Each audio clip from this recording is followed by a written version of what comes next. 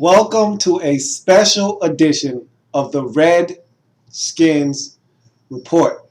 I'm your man, Lou. Thank you for joining me. I'm your man and resident Redskins fan. Lou, thank you for joining me. All my fellow Redskin brethren and sistren, sorry for the slight delay. Had to get things right, had to get things in order. I had everything situated the way I wanted it to be, and then I had some things not go the way I wanted it to go. But all in all, I'm here, and I am ready to get this thing started. So bear with me as I kind of set everything up. And I can see your comments. What's going on, Bo? What's going on, Giovanni? CT, I see you guys. So you got comments, put them down in the box so I can check them out. And again, if there's something that you want to chime in on, please feel free to do so. If I see the comment and I think it's something that we need to address, we will address it. This is the time to air every single thing out. And there's so many layers to comb over here. I mean, this whole situation in DC right now is so frustrating on so many different levels because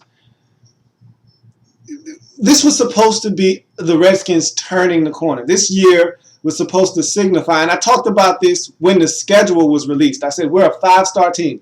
Five-star team meaning we had 5 primetime games, and that means that we're a team in demand. And not only a team in demand, but a good football team now. And I said we were going to be playing a first-place schedule, and we were going to have to step our game up in order to remain atop the NFC East. So that means we had a lot of work to do. And I expected us to rise to the occasion, rise to that challenge. Now, of course, we knew that the injury to Robert Griffin III would have a bearing and an impact on this season. But again, you couldn't know how this season would turn out. And there are so many different things going on in DC right now. And let's get to the board. I got my big board behind me. And there are a lot of different things that I want to address on the board. Again, leave your comments on. And you're going to hear a lot of different sounds going off in the background because I'm going to be getting messages from you all. And so pay those no mind. And the first thing we want to look at is the dysfunctionality in DC. And I've broken it down into columns here on all the issues I feel like are pertinent that need to be discussed tonight. And first up is the dysfunction in DC. The second is Robert Griffin III, of course. And it won't be in a specific order again. Between what I have to say and what you guys are saying, sending in messages, that'll dictate the conversation and the way that it goes and unfolds. Of course, that $36 million cap hit, that's something that I haven't really addressed and something that I really didn't want to talk about because at the end of the day,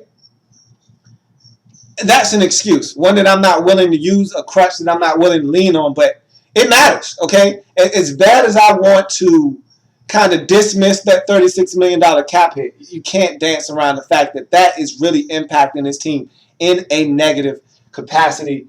You look at the locker room and how that seems to be falling apart on the outside. I think on the inside, internally, things are okay in that Redskins locker room. But on the outside, it looks like the sky is falling in that locker room. I'm going to talk about that. The impact of losing versus the impact of winning, we'll address all of that as well. And then, of course, can't leave the big elephant out of the room. Mike Shanahan and his son, Kyle Shanahan, Jim Haslett, Keith Burns. What is the status of this coaching staff? We will delve deep into that as well. I've talked to many a Redskin fan who wants to see Shanahan gone, wants to see Haslett out of there. Everyone wants Keith Burns gone. I don't think there's a chance in hell that he keeps his job. He's definitely gone at the season's end, but we'll talk about the coaching staff in depth.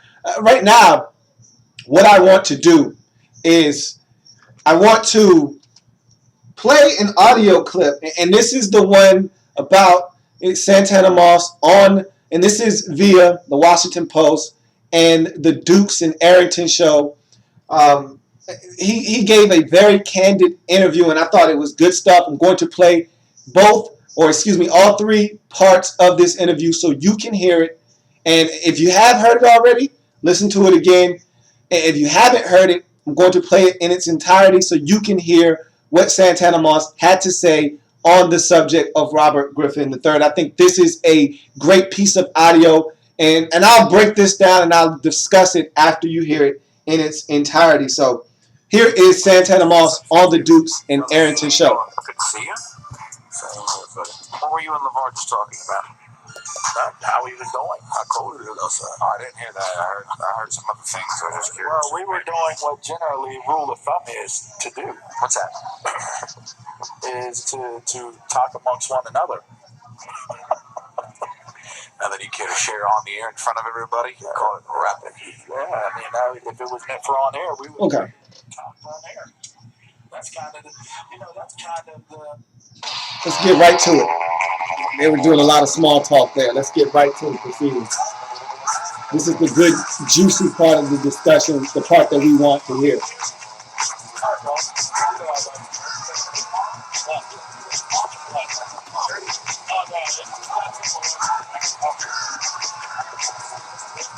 Santana Moss with us here. LeVar Dukes, 106.7 The Fan. Shout out to my friend Dave, who's going to take me to shoot some turkeys. I'm excited about that. Wow. So we're going to be 5. Wow. Hey, so what were you guys talking about during the break? Albert Hainsworth. We were talking about Hainsworth. Hey, Santana, do you think that Albert Hainsworth just came here to take money and get released? Honestly, man, I'll be honest with you, man. And like, I don't have no beef with nobody for what they get. Like I just said, you know.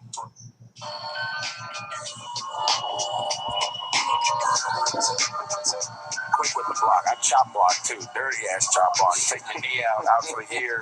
Brandon Merriweather type stuff. You know what I'm talking about, Santana? Yeah, man, it's hilarious. We're talking about blocking you people. That's what we're discussing. Be nice on Twitter. That's all we have. How often we have to block y'all? Just be nice. You ain't gonna be nice. Just do what you do. You gonna get ignored, period. Yeah, well, there you go. I mean, I would like you to be nice. I just want to block you. Hey, Santana, I got to ask you about the back and forth. Your quarterback has his press conference. He basically says nobody got open. That's why the pick was thrown. He also said that the Eagles knew everything that was going to happen. Mike Shanahan at his press conference, he kind of takes umbrage with it. You have to be sick to death talking about this crap, but he's a 23-year-old kid. It's only his second year, but there are people saying there is not enough accountability there from 10. I'm curious if you would offer a comment on that. I'll wait till the very end. Yeah, I'm trying to find the right words, man. You know, I think before I speak, because a lot of times if you don't think, nothing gonna come out right. Fred. Honestly, man, just like I sat here a couple of weeks ago and talked about when I felt that Pierre was wrong for speaking out about anything that's in house. As a leader, when you know you're a leader, you don't have to be told, or you don't have to tell people you're a leader. Thank you. There you go. 1. Thank you. 2, as a leader, you understand that if you're involved in a situation, whether you're the receiver, quarterback, the guys making the tackle, whoever, regardless of the outcome, good or bad, you have to at some point stand up and say, me or I. Well, you did that earlier with the 3rd and 1 pass. I mean, there's other things going on. You said, but I have to make that play. That's the only time me and I is really acceptable. And think about it. And just to finish up, man, I just get tired of, and just to be honest with you, I get tired of stuff that people allow to be taken to stretch longer than what it really is, because, you know, as a person, we able to give you what we want to give you. We able to tell you, we can lie to you every time we come on air about something that's going on. So for you to allow someone to take what you say out of context and say that and make it more than what it is, then to me, I feel like you're allowing that. You're letting that be more than what it really is.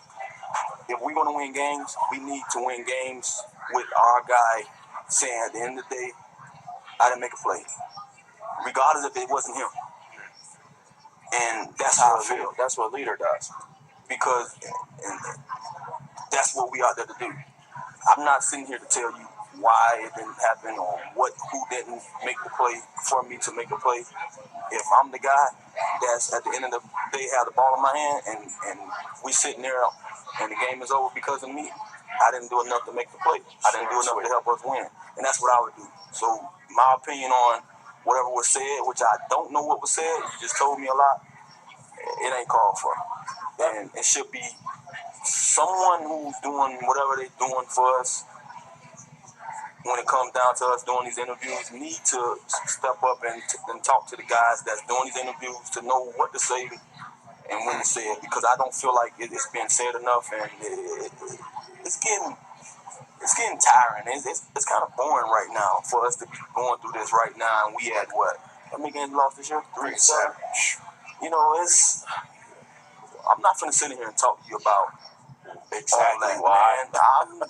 I'm trying to win a game. And you're having to talk to us about it because of Someone else. what somebody else said, or what maybe they should have been told that that's not something you should say. It bothers me.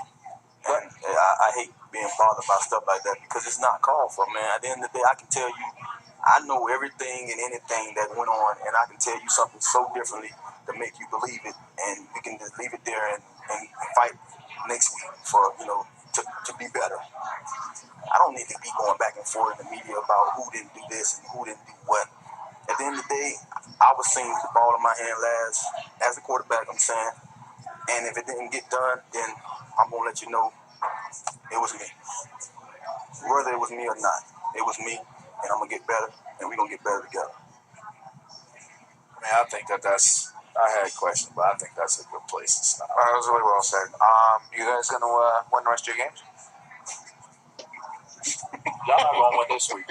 I'm going to tell you like this, man. You going to prove me wrong. That's what I'm saying. And so that's essentially, right there in a nutshell, what Santana Moss had to say on the issue of Robert Griffin III. And I think it was a very candid interview that he gave LeVar and Dukes on their radio program. I thank them for that piece of audio there that you heard just now, and it was courtesy of them. And the issue with what Robert has said, and we'll dive into all of that. Let's start with the dysfunctionality in DC.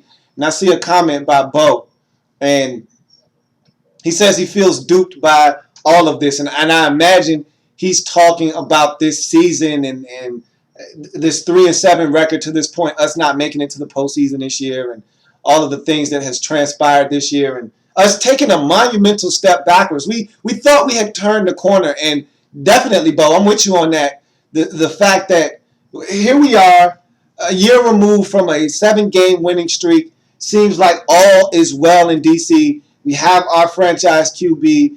We're on the up and up.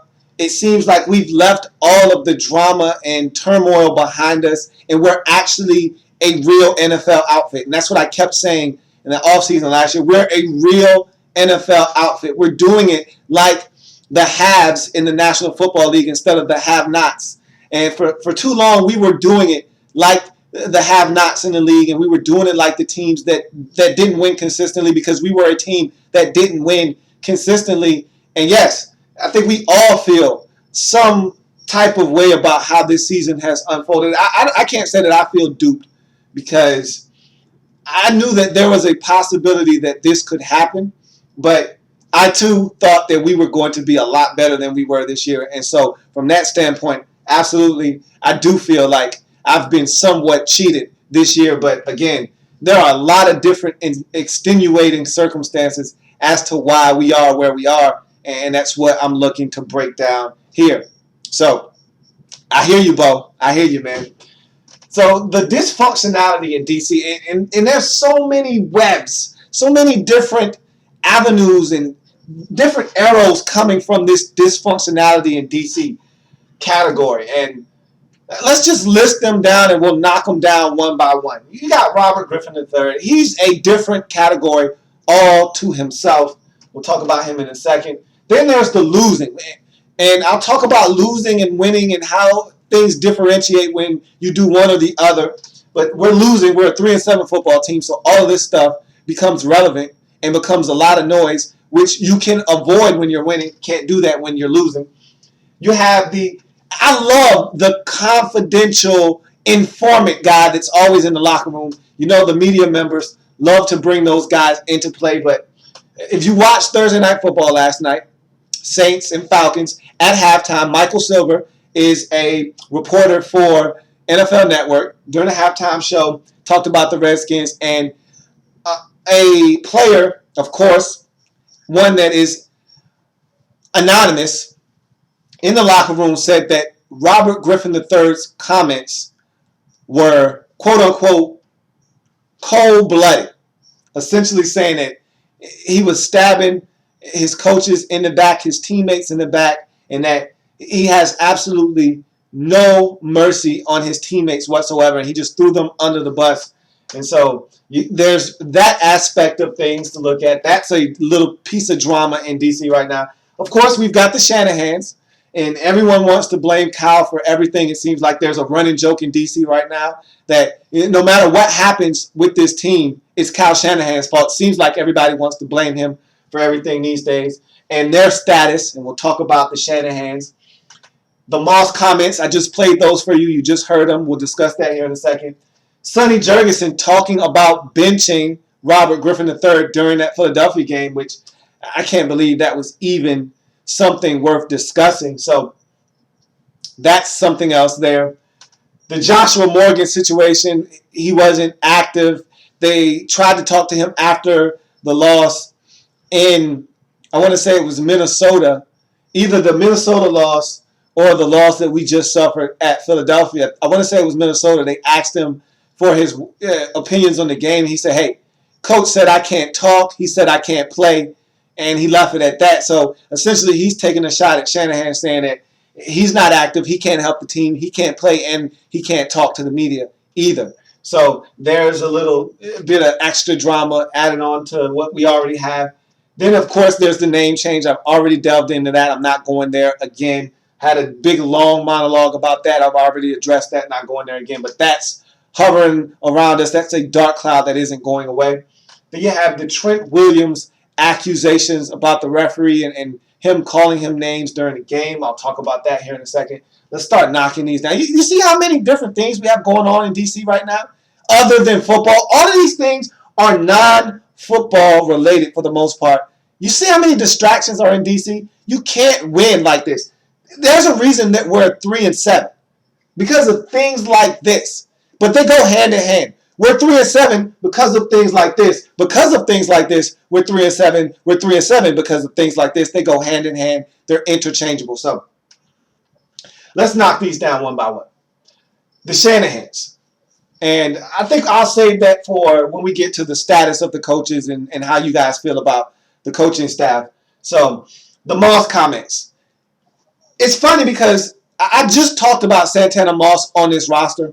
And I said that I felt like he wasn't getting the job done this season. He was dropping a lot of balls, especially on third downs. And, we're not a good enough football team to put the ball on the ground on third downs. You got to catch the football. He had a drop against the Eagles. He had some big catches against the Eagles as well. He's getting open. Robert is missing him on other plays. So I feel like Santana hasn't had his best season to date. But even if you're thinking that this guy doesn't need to be on the roster anymore, this comment that he had on Monday is exactly why he has to be on this football team.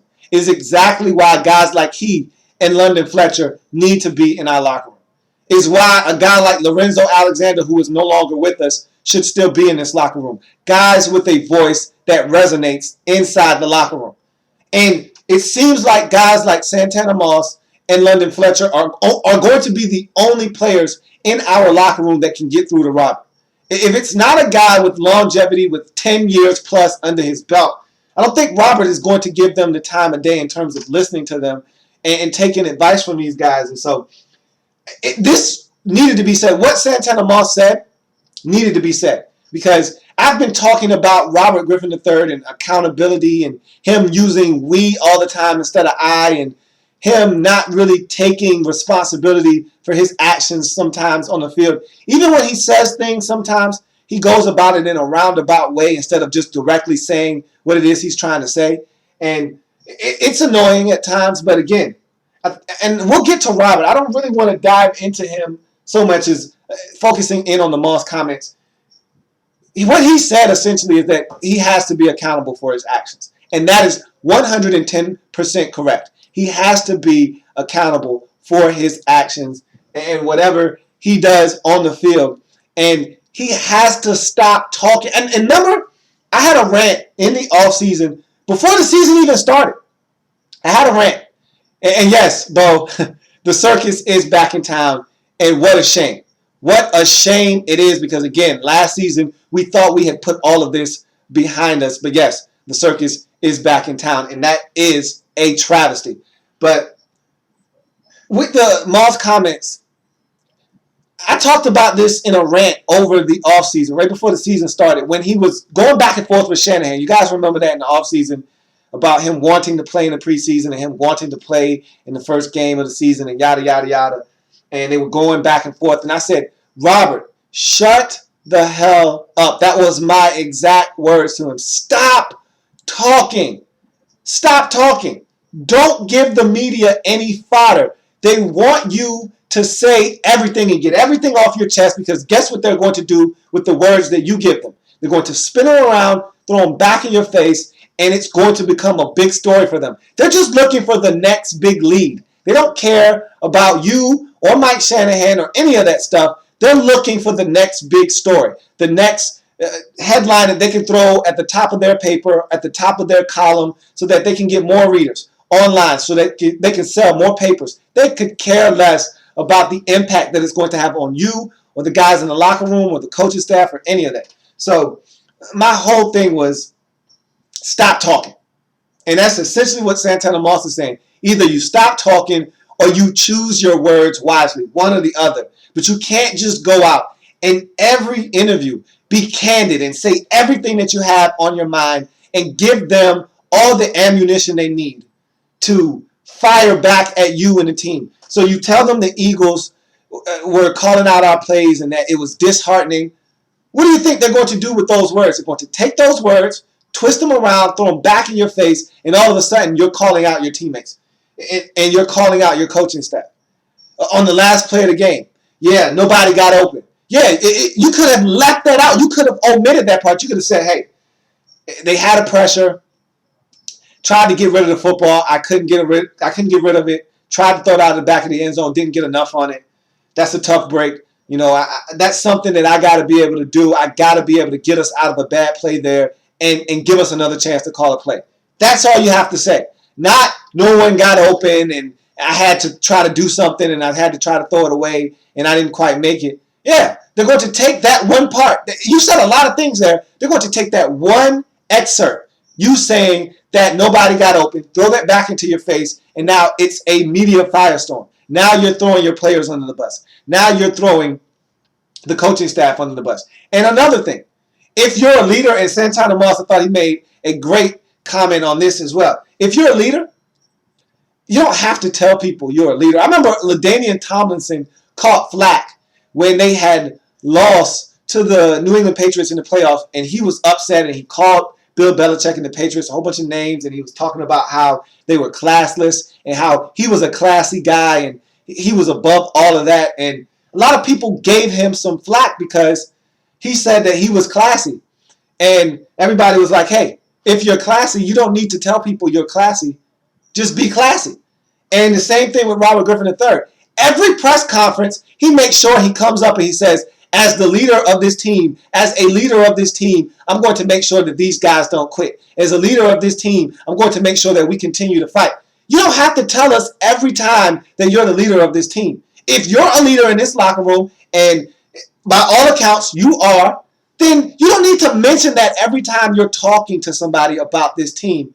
Just say what you got to say and keep it moving. And so a lot of the things that he does rubs people the wrong way, but Moss essentially addressed that in the comments that he made and essentially said, let's keep this stuff in-house. Stop giving the media all the stuff that they're looking for because they're doing nothing but tearing this team apart from the outside within. So stop giving them fodder. He essentially said, you can tell them whatever you want and have it not be the truth, and they'll believe it because it's coming from you.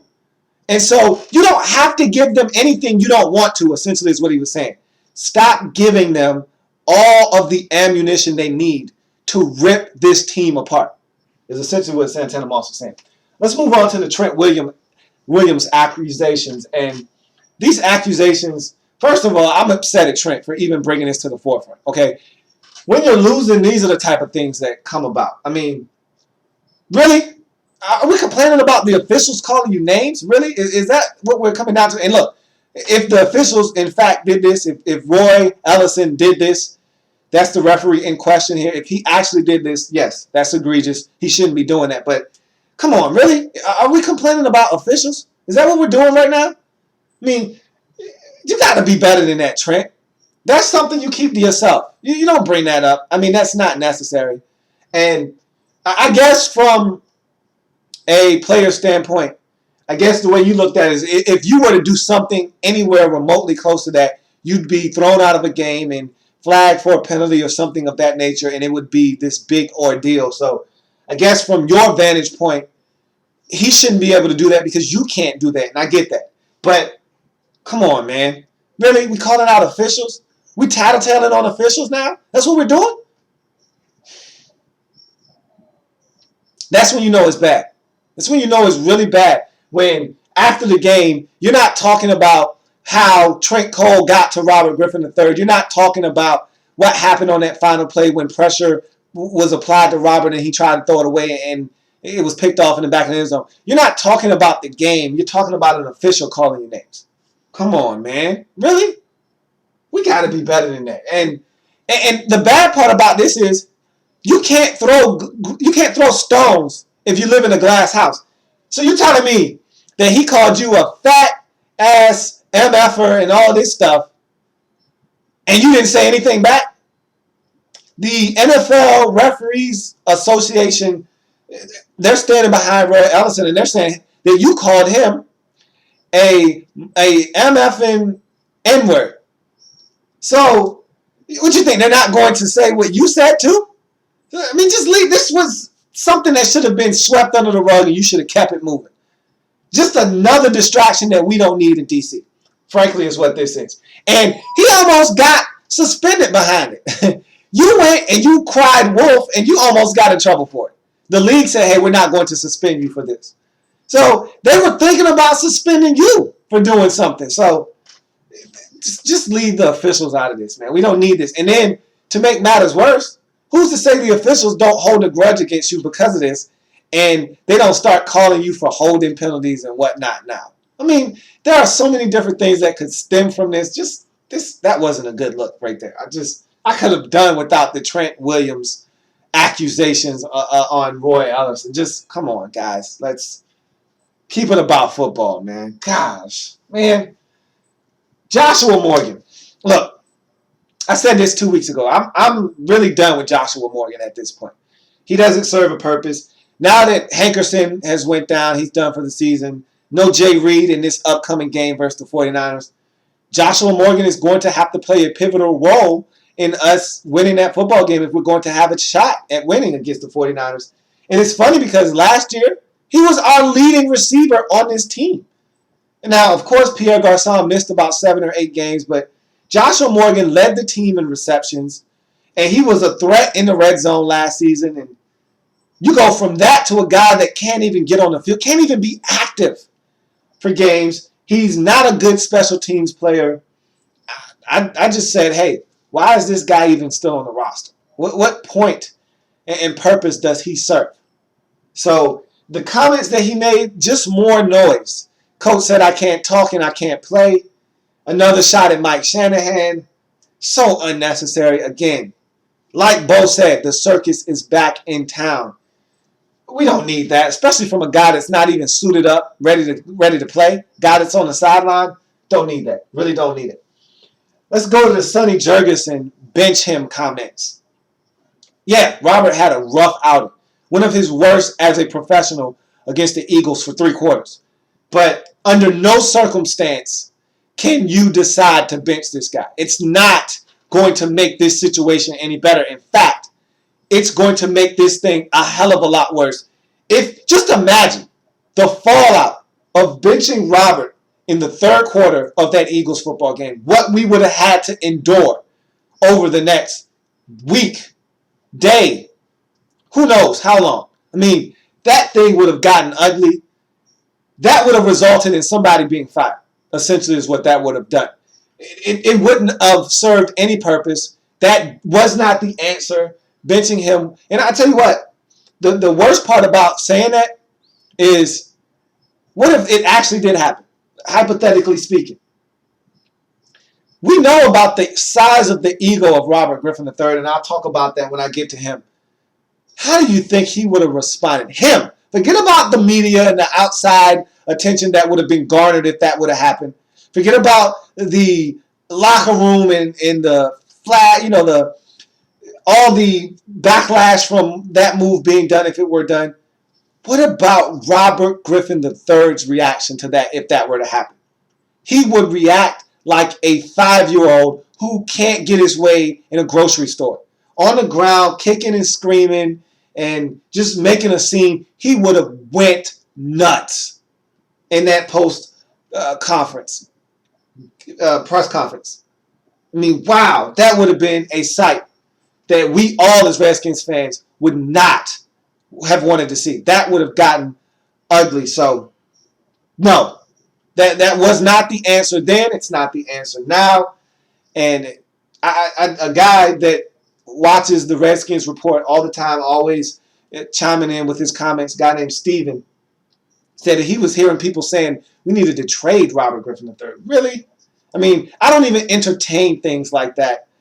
And that's why something like that, I didn't even put it on the board. That's nonsense. I don't even entertain things like that. But you look at another comment. Stephen A. Smith recently said, via ESPN, that Robert Griffin III wasn't even Mike Shanahan's first choice. Is not who he really wanted in the draft. He traded up to take Ryan Tannehill. Well, if that's true, why didn't he take Ryan Tannehill? It's not like he was gone with that second pick. Why didn't he take him? I don't know if I buy that. I don't know if there's any merit to that. That's why I didn't put it on the board again. It's just more noise outside of DC that we have to deal with. But I don't think that Ryan... Look, I was scouting Ryan Tannehill myself. I thought that was going to be our pick. But I thought that was going to be our pick where we were going to be selecting. I didn't think we were going to move up and get Robert Griffin III. I thought we were going to stand pat where we were and take whoever was available. And I thought that Ryan Tannehill would be there for us at 6 or 7 or wherever we were in the draft at that time. I thought he would be there for us, and I thought that's who we would select. And so that's why I was scouting Ryan Tannehill. Now, to think that Mike Shanahan would trade up and then select Robert Griffin III if he wanted Ryan Tannehill all along doesn't make any sense. Don't think that argument holds a lot of water. I'm not going to give it a lot of merit. I don't think that's a legit argument there. So I've kind of talked about the confidential, teammate saying that Robert is cold-blooded, that comment he made about the, last play of the game and how the Eagles were a step ahead of us and they were calling out our plays and it was disheartening and all of that. Yeah, that was a pretty bad statement on the part of Robert Griffin III. And I'll talk about that when I get to him, but it was bad. And I don't know who this informant is, this confidential player, this anonymous player, but those comments were bad by Robert. It's no other way to put that. It was bad. And again, more noise coming out of DC that we don't need. The losing. Let's talk about. Let me go straight from here in the dysfunctionality in DC to the impact of losing versus the impact of winning. Let's talk about that here for a second. Let's take a look at some of these comments. See if anything up here is worth mentioning. Bo is saying that the Redskins and the Shanahans are really in a tough place.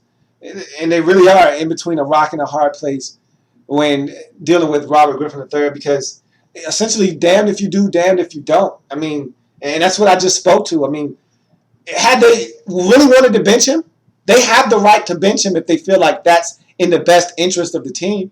But they can't bench him, really. When it all boils down to it, they can't bench him. I mean, the fallout from that, and I'll talk about everything and all the power. Robert, and this is a problem I have, and I've talked about this on another program before.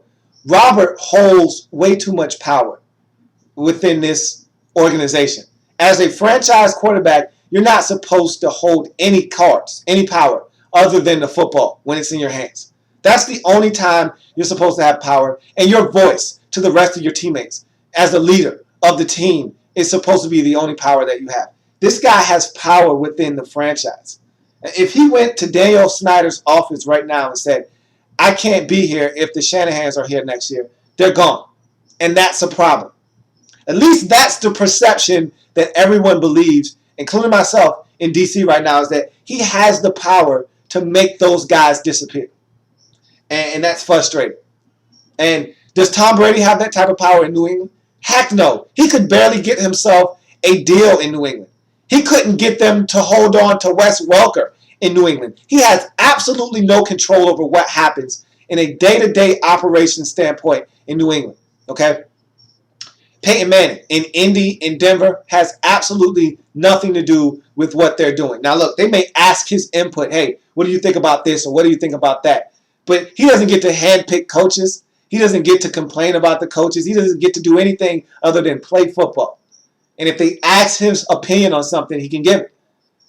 But for Robert to be only in his second year, and I'm talking about guys that have put in sweat equity, guys that have been in this league 13, 14, 15 years. I'm comparing them with a guy that's been in the league for 2 years, which is asinine for me to even be putting his name in the same breath with those guys. Drew Brees and Aaron Rodgers, you don't see them doing the type of stuff that he's doing, so it's just a little frustrating. Let's see, Giovanni had a comment. He said that I agree on what they said on the NFL Network. If Kyle's last name wasn't Shanahan, he would have been gone by now. And so after I address the winning and the losing, we're going to talk about the whole coaching thing. We'll move from there since Giovanni has chimed in on that. I think we'll move from there. Matter of fact, let's save the impact of winning and losing for a little bit later. Let's dive into the coaches. How do you guys feel? I want feedback from you guys. How do you feel about the coaching staff and what should happen?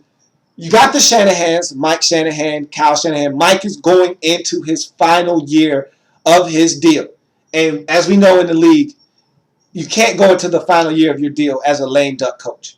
No one likes to do that. Teams don't like to have their coach out there dangling out on the shelf like that. Just to show you how rare it is that a lame duck coach coaches into his final year of his deal and doesn't have an extension in place.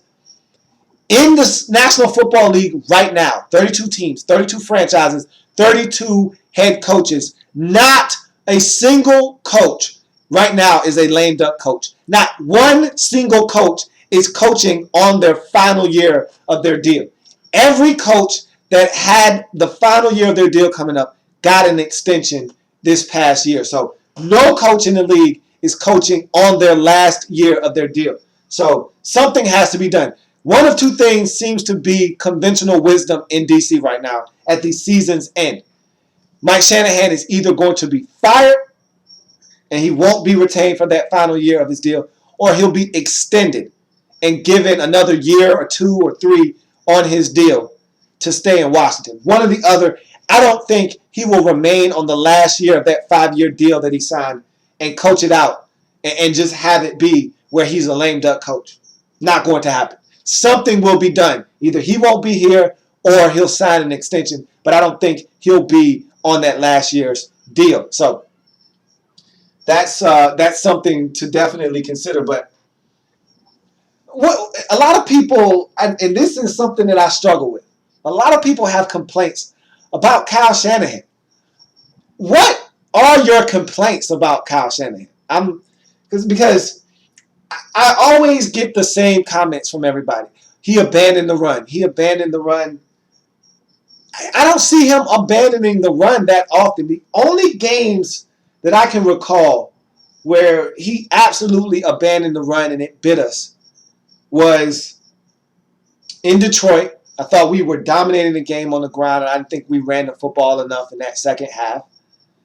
And in Denver, up 21-7, the Broncos tie the game up at 21, and we just absolutely abandoned the run. And so those two games in particular, I thought we could have ran the football more. But, in the Minnesota game, we ran the football 9 times in that second half. Of 22 plays offensively, we ran it 9 times. If you don't sustain offense, you can't run the football. So now I have a beef and a gripe with Kyle.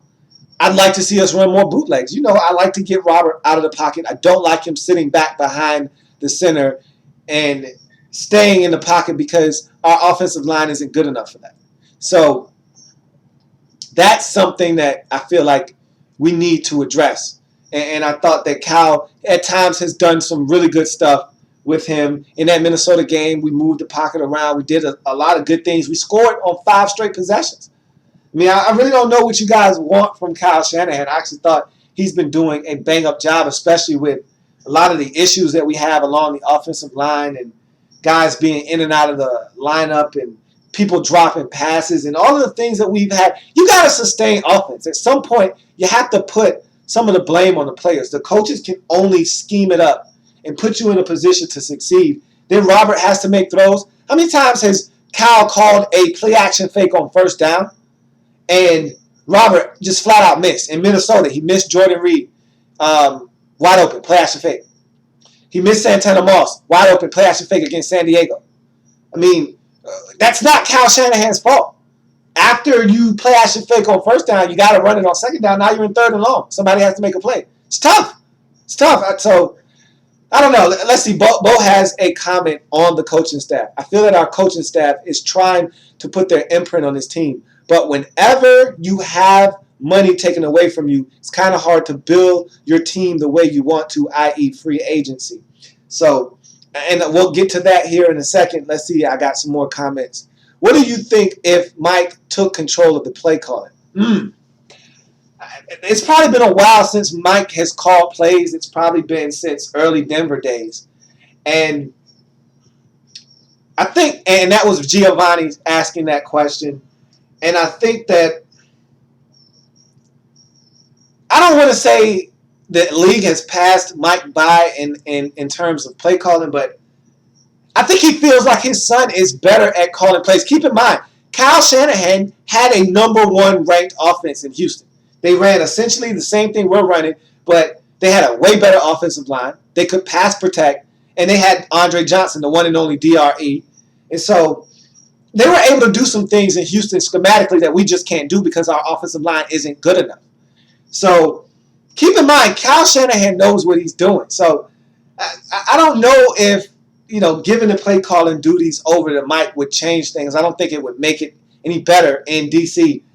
I just feel like Kyle Shanahan has his hands tied to a certain degree because Robert has been inaccurate this year. That's number one. Number two, we don't have a lot of playmakers. Outside of Pierre Garçon, and, sometimes Leonard Hankerson steps up. Jay Reed is a playmaker, but he's hurt. He's been hurt. He missed a game with the hip, and now he's going to be out for the concussion. So, he's been in and out of the lineup. But we don't have a lot of guys that you can rely on. And keep in mind, this offensive line kind of handcuffs you because you can't do the 7-step drop thing. You can't do the 5-step drop thing consistently without pressure. And so it handcuffs what you can do. You got to max protect. You're not able to send 2 and 3 tight ends out on routes because they got to stay in and you got to do max protect, 2-man routes. Who does that in the National Football League anymore? 2-man routes. How many times do you see the Redskins running, 2-man routes out there because we got to stay with a 8-man protection, 7-man protection to keep Robert upright? Those are pedestrian Stone Age type of things that we did in Joe Gibbs' Act 1. And so he's handcuffed. So it's a little frustrating. Let's see, we got more comments. Ree, what's going on, Ree? And they're talking about Shanahan coaching John Elway in a similar way, and it's just, how do you feel about the coaching staff? Do you think they should be back in 2014? Does Mike Shanahan deserve an extension? And what about Jim Haslett? How do you feel about this defense? This defense is bad, and they're historically bad. And this all ties into the difference between winning and losing and all of that stuff. But this defense was bad last year, okay? I don't want people to forget that the Redskins were historically bad on defense last season, okay? Not just this year. We didn't all of a sudden overnight become bad on defense. We were bad on defense last year too. And so the only reason it wasn't a big deal was because we started playing better football at the end of the season. We won on a 7-game winning streak, and we won the division. And last year, we were plus 17 in the turnover differential. Can't state that enough, how huge of a deal that is. When you're forcing turnover, it changes the whole complexion of the game. So this defense was bad last year, and nobody was calling for Jim Haslett's head a season ago. What's different now? The only difference is we're losing now. And so now all of a sudden there's a problem. Jim Haslett can't coach. And I'm not putting this on Has. I think Jim Haslett is a fine defensive coordinator. You know what I think the problem is? We don't have any talent.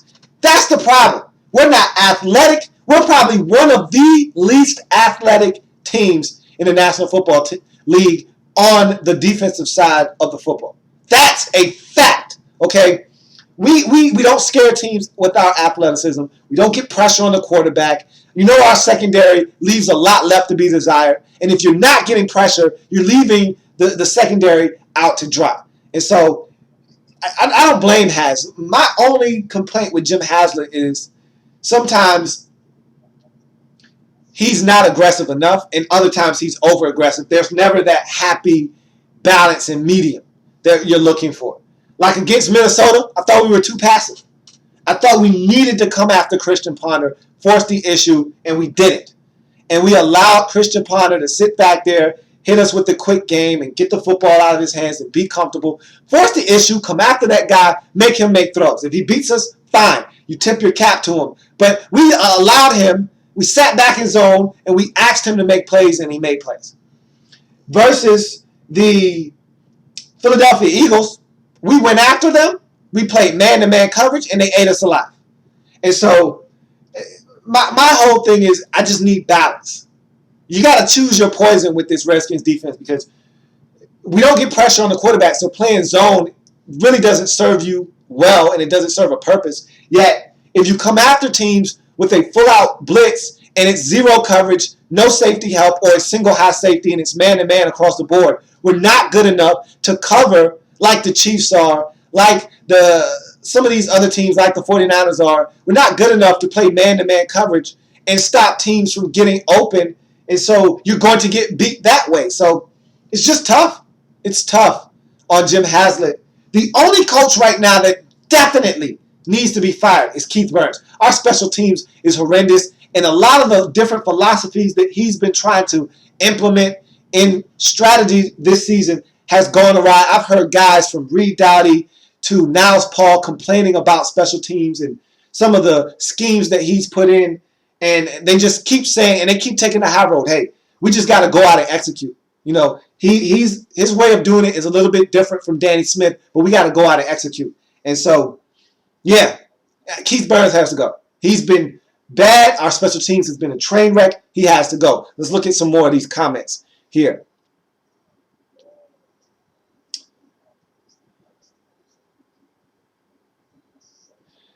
Giovanni thinks they should get rid of Jim. Look, you're not alone in that assessment, Giovanni. I think a lot of people think that we should get rid of Jim. I don't think we should, but if they do get rid of Jim, I wouldn't be mad. Let me ask you this, Giovanni, and everybody out there. Do you think that there's a problem with this scheme? Do you think there's a problem with the 3-4 defensive scheme that we're running? Because, of course, you know, Brian Arakpo, 4-3 defense at Texas, Kerrigan, same thing at Purdue, hand in the ground, hand in the dirt. Do you think, and I talked to Bo about this, and Bo thought that maybe the 4-3 would be a better fit for us defensively. I don't think that our talent on our team speaks to the 4-3 defense. I think we are a 3-4 defense. I think the 3-4 helps you stop the run better as well because guys are allowed to get in their run fits better.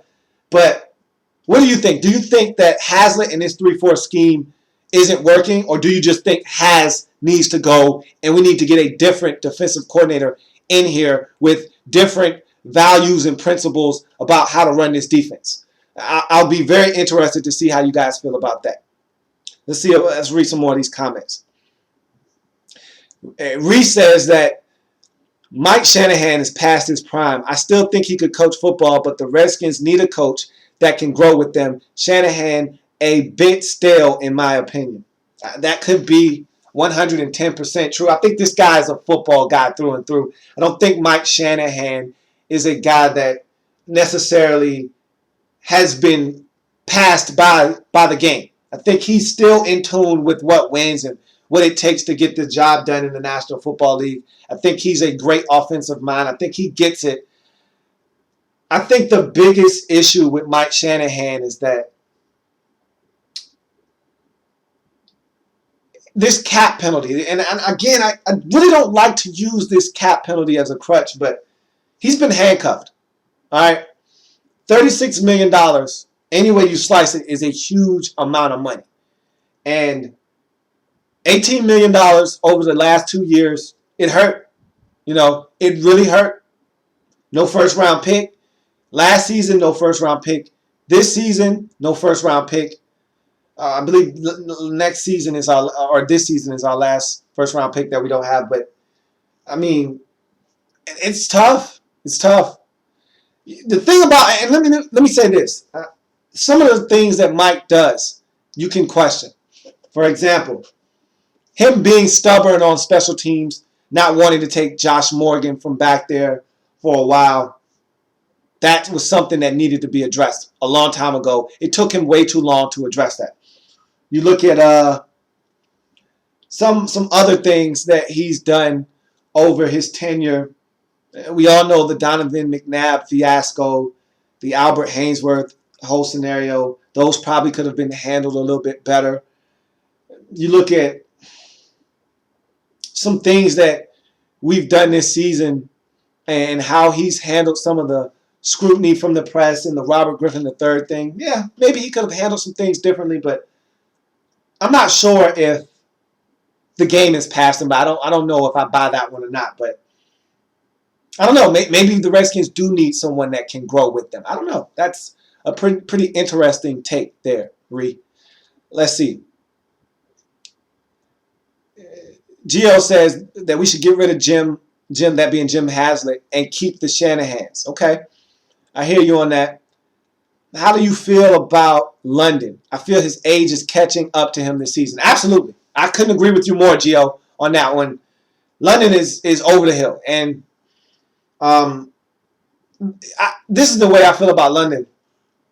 His presence in the locker room, irreplaceable. I mean, Robert keeps talking about how he's learning how to be a leader from London Fletcher and Santana Moss and guys like that. And I'm afraid that if guys like London and Santana aren't in this locker room, that it's the blind leading the blind. There aren't any guys in this locker room that has the power and the ability to tell Robert, no, that's not the right thing to do. That's not the way you go about this. This is how you're supposed to do this. This is how you lead by example. You got to stop doing this. You got to stop doing that. You need to start doing this. If these guys aren't in the locker room, I don't know if anybody else's voice in the locker room resonates with Robert. But his play on the field, Gio, you hit it right on the head. It's starting to decline. You can see it. He's lost a step. And look, the man's what, 34, 35, 36, 37 years old, somewhere around that age range. And yeah, he's definitely lost a step. And again, tough. He's tough as nails. And that's why the injury to Keenan Robinson was so huge, because he was supposed to be learning from London this season with the hopes that he'd be ready to step in and fill that void in next season. So, yeah, Gio, I think he's really starting to slow down, and I wouldn't be surprised if this was his last season. I really wouldn't. But I'm more concerned about the impact that him leaving would leave in the locker room than his production on the field, because we need to get younger, we need to get faster, we need to be more athletic on the defensive side of football. So, yeah, definitely. That's something that we need to address in this upcoming offseason. And we'll finally have some money and some cap space which to do that. So that's something that's definitely going to happen. Let's see what else is going on up here. Rio, let's go back up a little bit. Ree had a nice little comment. I want to read it and see what it says. Ree says, I think one thing the Redskins lack is a dominant defender. Amen, amen, amen, Ree. And I've been stating that for the longest. I did a Game Changers video. If you had a chance to check that out, then you know exactly what I'm saying. We definitely lack a game-changing player. And he says they don't have a guy with a presence like a J.J. Watt or a Patrick Willis. They have good players on D, but they need a stalwart, in my opinion.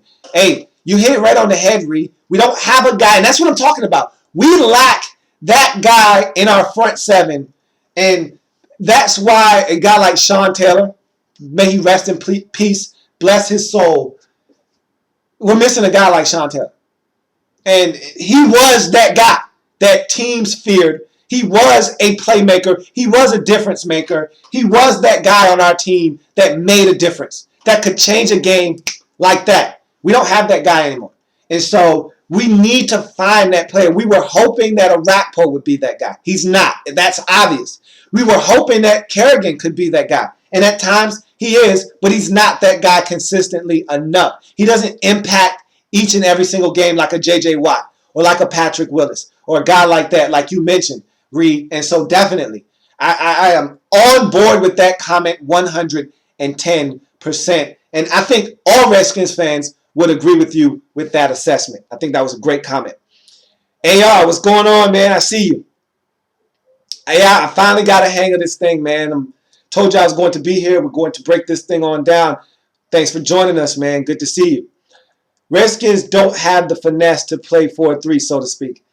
Look, you got to be athletic at both tackle positions, like a la the Carolina Panthers. Got to be able to get after the quarterback like the Rams and the Panthers can with two defensive ends. We don't have that in DC right now. I don't think. And so, to your point, Reed, no, we don't have the finesse. We don't have the speed. And I think it's not more so finesse, because finesse kind of is a word that is synonymous with being soft. We don't have the speed and the athleticism that is necessary, a requisite for a 4-3 defense. I agree with you. Again, Reed, you lighten it up, man. Bo says, with money coming in this offseason, let's see if they give Hazlitt some studs to work with. And if so, he can work wonders with this defense. I think so too, Bo. I really think that's what it all boils down to, is the fact that we don't have any guys out there that are difference makers. And it's hard for Jim Haslett to call this defense when, if you come after a team and you don't hit home and it's one-on-one coverage, our guys can't win. We don't have guys that are going to win. If you drop back in coverage, you play zone, you need guys to get pressure. We're not winning one-on-one matchups. Orakpo and Kerrigan aren't winning them enough. And you find it really hard to believe that a guy like Adam Carricker is a huge injury on this team, but he is. Remember in 2010 when he played? He had 5.5 sacks. Remember Stephen Bowen? He's been banged up the last couple of years. The first year we got him, 7 sacks on that defensive line. Those guys make differences when they're healthy. You take those guys off the defensive line and it's a different defense. Those guys start getting pressure. Guess what that does for Kerrigan and Orakpo? It frees things up for them. And I feel like the only thing I've been disappointed with Hazlitt and company this season is that we haven't given Brandon Jenkins a chance. I think he needs to be on the field more. In the preseason, we saw defensive packages with Rob Jackson, Brandon Jenkins, Brian Orakpo, and Adam Carrick, and Ryan Kerrigan all on the field at the same time. 4 guys that can get to the quarterback all on the field at the same time. And we were overloading blitzes and we were really getting to the quarterback. And the season starts, I haven't seen that at all. I've seen one overload blitz. And I feel like we need to be doing some more creative things defensively. I know we don't have a lot. Do what you can with what you have. And so that's my only gripe with Haz, is that sometimes I feel like he's not doing enough with what we got. Let's see. CT says, I don't think the scheme is bad. I think it lacks talent. Again, we just spoke to that. I didn't think this was a playoff team last year as far as talent goes. I think Robert Griffin III and Alfred Morris carried them, which isn't happening this year. I can't argue with that, CT. Can't argue with that at all. Let's see what else has been said. I don't think the Redskins have finesse to play the fourth defense. Okay, yeah, I already read that. I feel out of place here as a Panthers fan in a hostile environment. You're all good, CT. It's all love here, man. You're not in a hostile environment, man. It's just a lot of frustrated Redskins fans trying to figure this thing on out. One thing I think the Redskins need is a true number one receiver. Many great quarterbacks have had a right-hand man. I think it would do them wonders for Robert Griffin III to have a safety valve. I'm not sure that Pierre Garcon isn't that guy. I would love to put another guy out there that we trust at the receiver position. Sure. But, I mean, Pierre Garcon is on pace to have well over 1,000 yards. I mean, he's on pace for about a good 1,300 yards this season. I mean, he's really lighting it up. So, he's a beast. So, I don't know if necessarily we need a... It'd be nice to have a 6'3", 6'4" stud. Yeah, sure. Absolutely. I'd love to have a Vincent Jackson like you guys have in Tampa Bay Re. I'd love to have an Alshon Jeffrey or a Brandon Marshall on my team, or Des Bryant, you know, without the drama, on the sidelines. I'd love to have a guy that was a stud, a big play receiver that's 6'3", that can go up. We lack a big, tall receiver that can, go up and make plays with a huge catch radius. We lack that. We lack a guy the size of a Jimmy Graham or something like that. But that would be awesome to have someone like that. But Pierre Garcon has held it down as our number one receiver. I really don't have a lot of complaints. My complaint is that we don't have any other receivers that we put on the field that scare defenses. That's why I think Aldrick Robinson needs to play more, because he possesses something that you can't teach, that we don't have enough of on this roster, and that's speed. And so we need to get him involved more with this offense. I feel the Redskins should play Brandon. Amen, Gio, amen. I've been singing that all season long. You know I have, Gio, and I'm with you on that 110%. Casey says, I think Garcon is a number one guy if he just had a number two guy, a solid number two guy. Again, I'm with you on that, CT. I think that Pierre is definitely a number one. He's been playing some extremely efficient football this year, and he's a monster with the ball in his hands. He's an animal. I don't have any problems with Pierre being my number one. Bo agrees with Giovanni, and again, I've been saying that. Yeah, AR, Sean Taylor was a beast. I miss that guy. Man, do I miss. They took somebody from us way too soon, and he was going to be a Hall of Famer. In my estimation, that's how good he was. He was going to change the way the safety position was being played in the National Football League. What a shame that his life was lost so early. His daughter is without her dad, and it's just a frustrating situation. I could talk about that all day long, but I'm not. Let's see. I think a beast middle linebacker specifically is what you need to build around. Look at any great defense. It usually starts with a great middle linebacker. And CT is saying that, and he made that comment. He's talking about his team, Panthers, with Luke Kuechly in the middle of that defense, quarterback in that defense, really making a huge difference. You look at the 49ers with Patrick Willis and Navarro Bowman inside on that defense. I can't argue with that. The better defenses in this league start in the middle with guys that can get it done, and we don't have that. I mean, London Fletcher, bless his heart, has been holding it down for us for years, but I think he's running out of gas, and Father Time is starting to catch up with London Fletcher. And Perry Riley, to me, is a solid player. He's a complementary piece. Everybody on your team isn't going to be a Pro Bowl All-Pro player. You need complementary pieces. I don't have a problem with Perry Riley being on my football team, but he's not a star. I need that other guy, London Fletcher. I need him to be a star. I need that guy in the spot that London's in to be a star, much like CT said. You look at the next comment. What about trading up to get a guy like Jadeveon Clowney in the draft? Nah, I'm not on board with trading any more picks. We already don't have any. You need to hold on to your picks. Those are precious, and I don't think he fits into what... I mean, he probably could fit in as an outside linebacker, but we could definitely use a guy like that, but trading up to get him, nah, that's not what we need to do. We're already in enough of a hole with picks and not having a first-round pick, and not having one last year with the Robert Griffin III trade, I don't see that as something that we need to really explore in this offseason. Let's see. I don't know why Daniel Snyder, and this is Reed posting a comment, I don't know why Daniel Snyder won't pursue big names in the offseason. It may be due to the failures of guys like Adam Archuleta, Albert Hainsworth, but I think it's time to explore. I don't think it's because of the lack of success in the past. We've had success with London Fletcher, with Barry Cofield, with Stephen Bowen. We've had success with guys that we've brought in. It was the cap hit. I mean, that's why we haven't been big players in free agency over the last 2 seasons. Free agency. I mean, the last time we had a chance to go out and get guys, we went out and got Adam Carricker, Stephen Bowen, Barry Cofield. We went out and got guys that have made a huge impact on this football team. So it's not a question of him not wanting to open up his wallet, not a question of him being a little gun shy because of the lack of success in the past. It's about the $36 million cap hit that we had to endure and the lack of funds to go out and actually go sign players. Let's see. Trading up would be a mistake. You need depth. Absolutely, AR. Couldn't have said it better myself. That's not an option for us right now. We can't afford to trade away any more picks.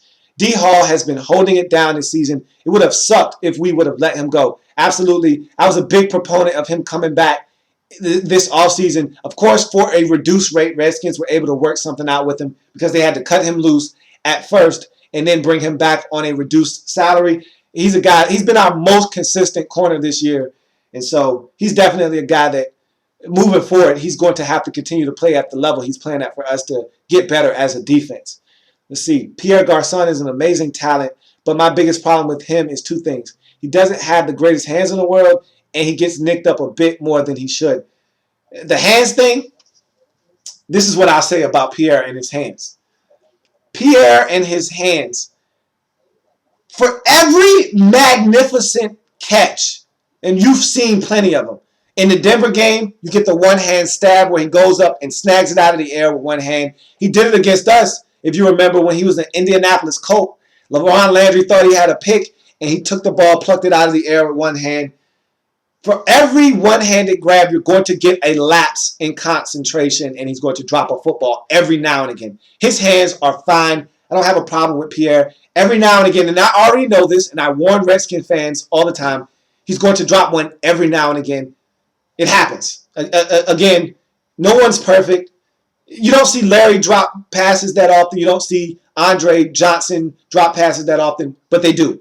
Calvin Johnson led the league in drops last year. Of course, he had a broken finger. He was injured, but he still dropped the football. It happens, but I don't have a problem with Pierre's hands. And yeah, he does get nicked up, but if you actually look at his numbers and you look at the amount of games he's played in over his career, he doesn't miss a lot of time, so that's not a big issue to me either.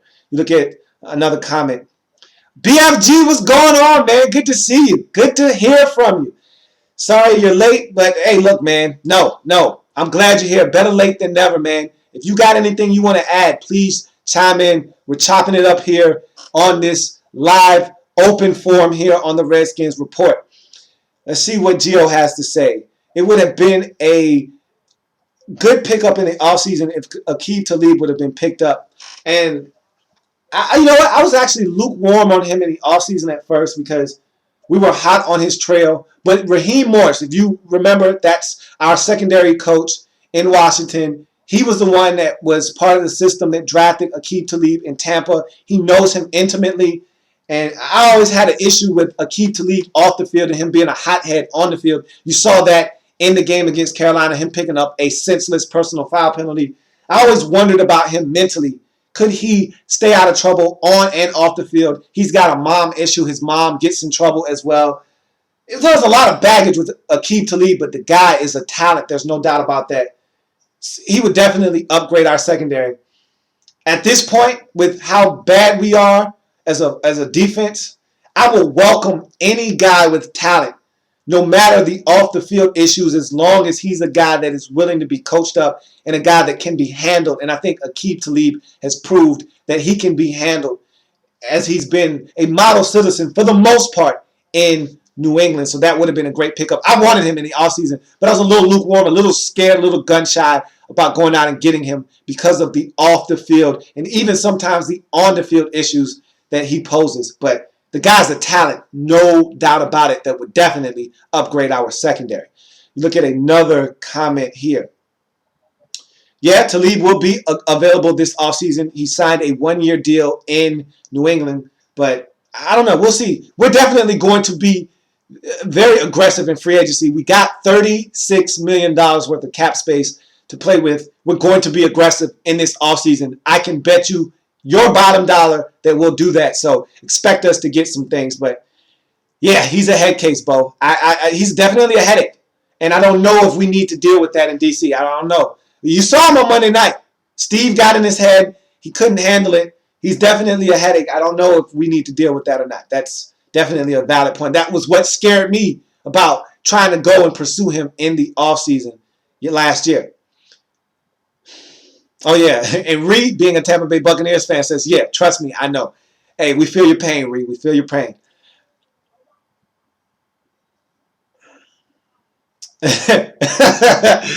And CT says, ice up, son. That's the best quote of the year. Hands down. Yeah, ice up, son. Ice up. I love it. I love it. I love it. I love it. Yeah, Redskins need some safeties. AR chimed in with the Redskins need safeties. That's an understatement. We've needed safeties for about 3 or 4 years running strong now. It hurt me to see LaRon Landry leave, as he's a talented guy, but he can't stay healthy, and he wasn't a huge difference maker. I felt like, and I hate to harp on the past, this is the last time I'm going to bring up Sean Taylor, and then I'm going to put it to rest, but between him and LaRon Landry, they were the perfect complement to each other. LaRon Landry is a strong safety by trade, by nature. He's a guy that you put in the box and you allow him to wreak havoc on ball carriers. He can fly sideline to sideline. Sean Taylor was a do-everything type of guy. You could blitz him. He could help in run support. He could drop back, be a single high safety, cover the whole field. I mean, he could do it all. He could cover a tight end one-on-one. He had the skills of a corner and the speed of a corner, yet the tackling ability and power of a safety in the body of a linebacker, yet he ran like a skill guy. I mean, it was amazing. And those safeties were supposed to be around for years to come in DC. We were supposed to have a safety tandem that was going to light this league on fire, and we were cheated. We were absolutely cheated in DC. So we need safeties in the worst way. And it hurt and it sucked that Phillip Thomas went down, because I really wanted to see how he would come in and assimilate himself to the NFL and the speed of the game, because the guy had 8 interceptions in his senior year, and I really thought that he could come in and impact this team right away, and he got injured, and we never really got to see what he could do. Hopefully he comes back 100% healthy, and he's able to help us at the safety position. How do you feel about Josh Wilson? Gio asks. Josh Wilson is solid. If I could have Josh Wilson back at a reduced rate and at a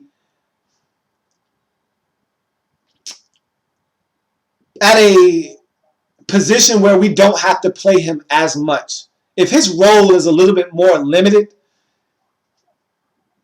I don't have a problem with Josh Wilson being on this team. Josh Wilson isn't the problem. He's part of the problem. And I feel like if he can play less, but yet still be on the team, I'd be fine with that. In this league, you got to have 3 solid corners. Right now, I don't think we have 3 solid corners. That's one of our biggest problems. I think that our young guy, DA, is coming along. He's got a lot to learn. It's baptism by fire for him. So you'll see him get beat occasionally on a double move, or you'll see him give up something, but he's around the football. He just has to find the football more often and be more disciplined in his technique. He trusts his technique a little bit more and trusts his eyes. He'll be a beast and a baller for us. D'Angelo playing monster ball, lights out on the other side. So I feel like you got 2 guys out on the edge right now that you can trust. Josh Wilson is a guy that if he can play in the slot, and I don't know if he's agile enough to do that, but you just want depth at corner. If he'll come back at a reduced rate, I don't have a problem bringing Josh Wilson back. But we need to upgrade our whole defense, secondary included. And so If we have an opportunity to get a guy that can make a difference in the secondary in the offseason, by all means, we need to do that. And if allowing Josh Wilson to walk needs to happen to have that happen, then he's got to go. But if we can have him back, have our cake and eat it too, I don't mind having Josh Wilson back on this roster. I thought they made and this is from Reed, I thought they had a couple of nice moves with Tenard Jackson a couple of years ago, but has had a problem. Yeah, look, Reed, you know all about Tenard Jackson and the substance abuse. I'm not even going to talk about Tenard Jackson. He's made the conscious decision that smoking weed is more important than playing football in the National Football League. I'm done with Tenard Jackson. The guy is a heck of a talent, but he can't get his life in order. And before you can worry about playing football, you got to get your life in order first. I'd hate to bring up my team on the Redskins forum, but the Lions scared the hell out of me. I hear you, man. That's going to be a tough matchup for you guys. Definitely. We got the 49ers this week. I don't see us winning that game. I'm not going to really break that down right now. I don't see us winning that game. Keep the comments coming. But let me jump back to the board until I see some more comments. I basically went through all of the comments that needed to be discussed. So I'm going to jump back into this board. So I think we've talked about the coaching staff.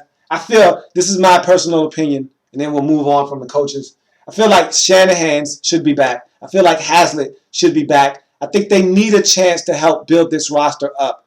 Starting over, this is my whole thing. Starting over doesn't solve anything right now. Okay? Starting over doesn't fix this problem in DC. It only makes it worse right now. I feel like this coaching staff has invested a lot of time and energy into this roster.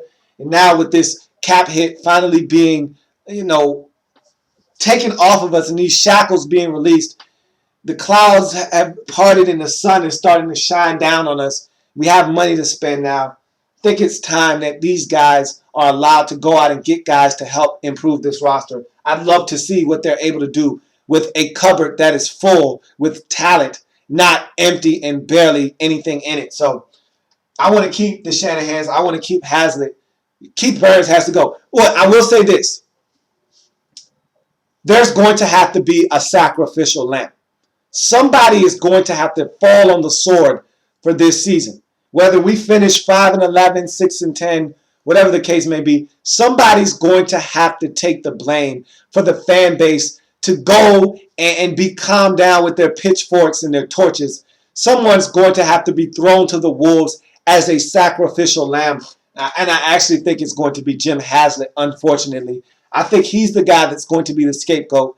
And that's going to be the peace offering that Daniel Snyder offers to the fan base as, hey, we're trying to make some changes. Bear with us. It's okay. We're going to get this thing turned around. I'd hate to see that happen, but you know how this thing works. You know how this league is. Somebody has to pay for this record, and I think, unfortunately, it's probably going to be Has. And I don't think that's fair, but I think that's ultimately what's going to happen.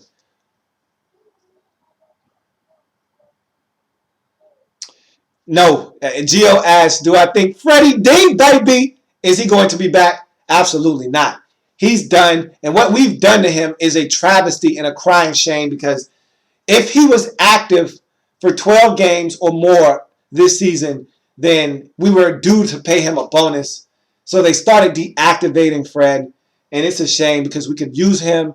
He's not a bad guy. He's done nothing wrong, and no, he's not going to be back. Freddie D is a talented football player that can help someone in the National Football League, and unfortunately, he won't be helping us next year. He'll be helping somebody else out. No, he won't be back in DC next season.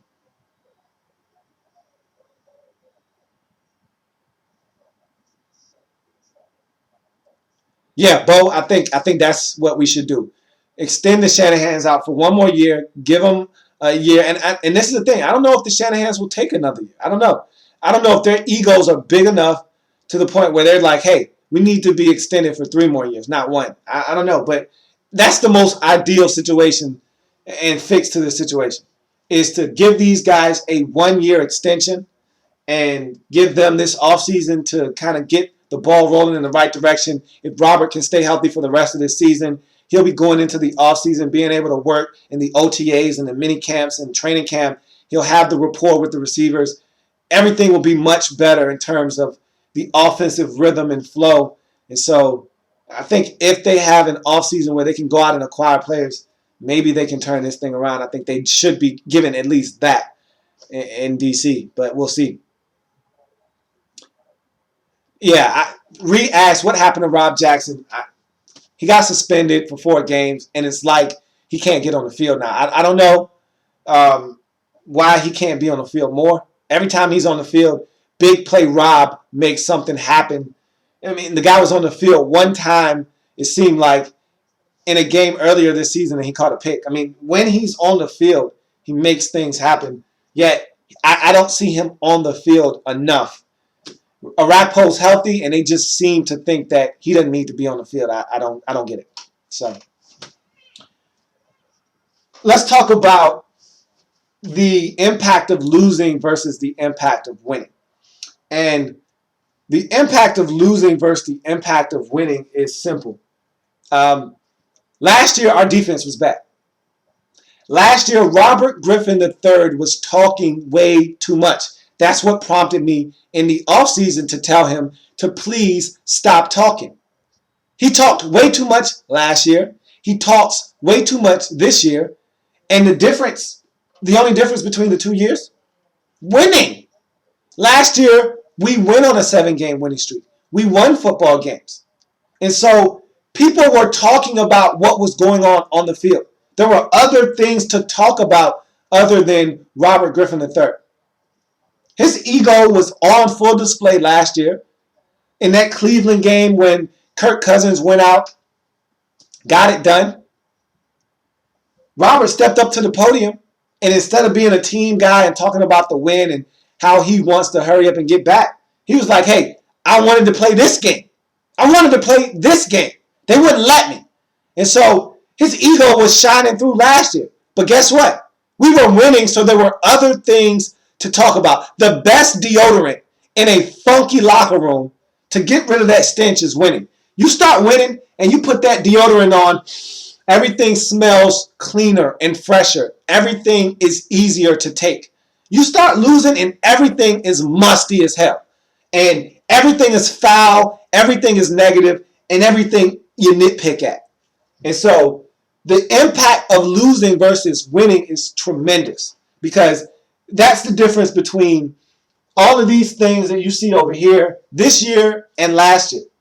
You know, the Redskins name change has been on the table for a long time. But you're losing now, it's easy to talk about that.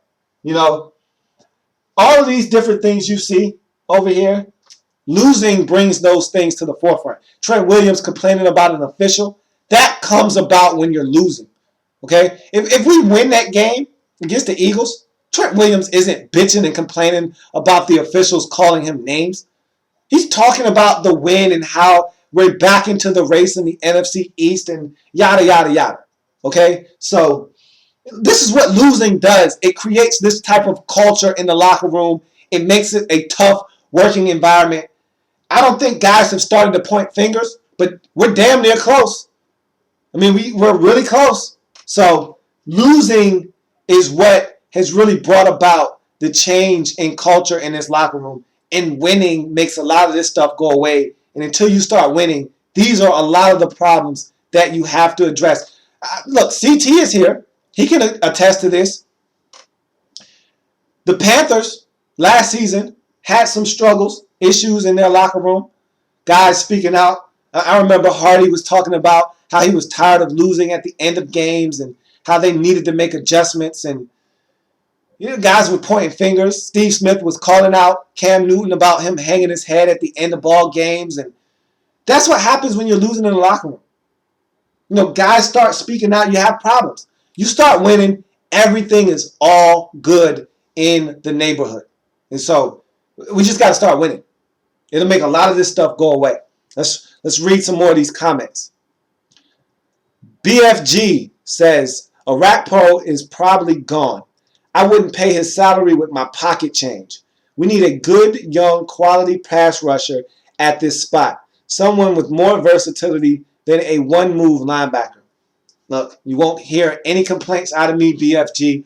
I've been stating that for the last 2 off seasons that Brian Orakpo has to come with some kind of counter to that speed rush rip move.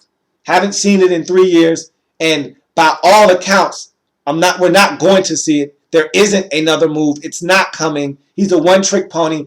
And the bad thing about that is, hell, if you're going to be a one-trick pony, you need to be really good at that one trick. And Brian Orakpo isn't even elite at the one thing that he does. He doesn't even do that all that well. So that's the biggest problem I have with him, is that he's a one-trick pony that isn't great at that one trick.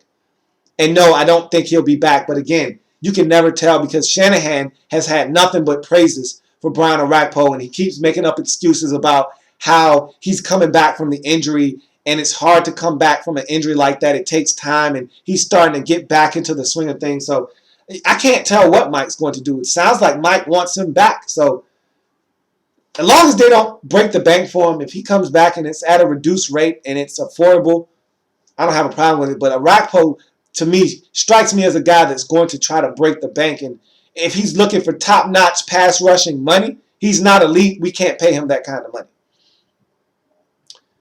Would trading Kirk for picks be a bad move, Gio asks. Yes. Yeah, it would. Right now, because Robert Griffin III has a penchant for being injured, you can't trade Kirk Cousins right now. Now, I will say this: if someone comes at us with a deal you can't refuse, I mean, if someone says, "Hey, I'll give you a second-round pick for Kirk Cousins. I'll give you a first-round pick for Kirk Cousins." If someone says, "I'll give you a 2 and a 4 or a 2 and a 3 for Kirk Cousins," you can't turn that down. If someone says, "I'll give you a 1 in exchange for Kirk Cousins and a 5, you can't turn that down. So if the price is right, bye Kirk, nice having you, buddy. But if someone's not willing to part with something elite in the draft, no, trading Kirk for a 3rd and a 5th round pick isn't good enough for me. You know, I need something tangible that I can draft and have start right away. Something in the first 2 rounds, preferably. And so if we were to get something like that, hard to pass that up. Hard to pass that up. But I don't think he's played enough for teams around the league to be willing to give Kirk Cousins to us, or excuse me, for us to give him up to another team for a 2nd or a 1st round pick. I just don't see him garnering that kind of attention with the lack of snaps he's had over the last 2 seasons. Let's see.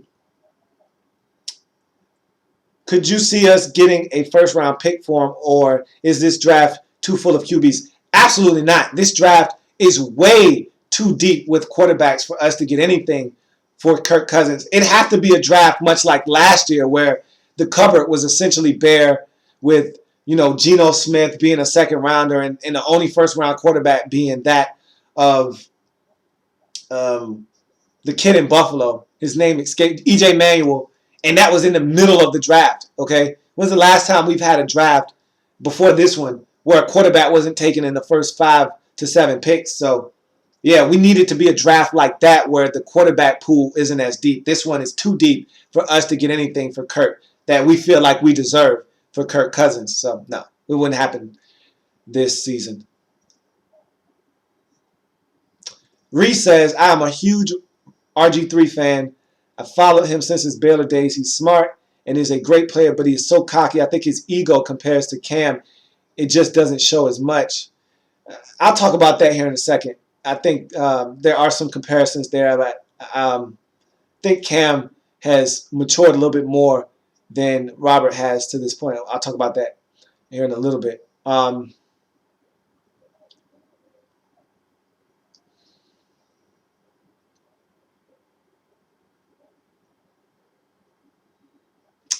Let's get to the board. All right. Let's go ahead and dive into Robert Griffin III. I think we need to go ahead and discuss this right now. And there's so many different things. I've got bullets here listed for Robert Griffin III And if you feel like you need to chime in on something, feel free to stop me and I'll start discussing whatever it is you bring up. But these are all the things that you think. When I think of Robert Griffin III, these are the things that come to mind with Robert Griffin III. His play, that's something that needs to be discussed. His leadership, that needs to be discussed. His ego, we'll talk about that. I've already kind of touched on that, and I'll talk about that. Accountability, we've talked about that numerous times over the last 2 weeks or so with the whole, me versus I and we thing, and that's a mess onto itself. Relationship with the Shanahans, I think this is huge, and we haven't covered that at all tonight, and we definitely need to dive into that. Status with Daniel Snyder, feel like he has too much power. I'll talk about that here in a second. And maturity. That's a huge issue with me with Robert Griffin III. Let's work backwards and work our way up, because I think going backwards and working our way up will kind of answer some of these as we go. So, maturity. And when talking about Robert Griffin III, I think sometimes we forget because he came into this league mature beyond his years. I mean, you forget that he's only 23 years old. I mean, he came into the league at 22, took it by storm, said all the right things, did all the right things. He seemed like the perfect, and it almost seemed too good to be true. He seemed like the perfect candidate to be a franchise face of the franchise quarterback. And I think sometimes we forget that he's only 23 years old and he still has a lot of maturing to do. And I compare him to Cam in this sense with his maturity. Last year, Cam Newton, to me, had to grow up. And I talked about Cam. I did a special on Cam Newton and all of the young quarterbacks in the league in the offseason. And I talked about Cam all last year. And I talked about these young quarterbacks all last year. And I felt like Cam needed to mature in order to take that next step. In his maturation process as a quarterback, he needed to mature as a man, as a person. And Cam was always a person that, I don't want to say ran away from responsibility or culpability when something went wrong, but he wasn't willing to take responsibility when things didn't go right. And he was never a point a finger guy, but in a roundabout way, indirectly, he would say, hey, we're not getting it done as a team. And guys have to step up. That was one of Cam's favorite lines. Guys have to step up. That was his way of saying, I did my job, but the defense didn't do theirs. Or I did my job, but the receivers didn't give me any help. Or I did my job, but guys were fumbling the football. That was his way of saying, someone else didn't do their job. I did mine. Guys have to step up. And so I felt like as a leader of the team, and this is what Santana Moss spoke to with the maturity level, and this ties in accountability as well. You've got to be willing to say, and I said this about Cam last year, and this rings true for Robert, more so than Cam. I mean, Cam had his moments, but I don't think he's anywhere as near as worse as Robert Griffin III. And this is what I said about Cam, and this is what applies to Robert Griffin III as well.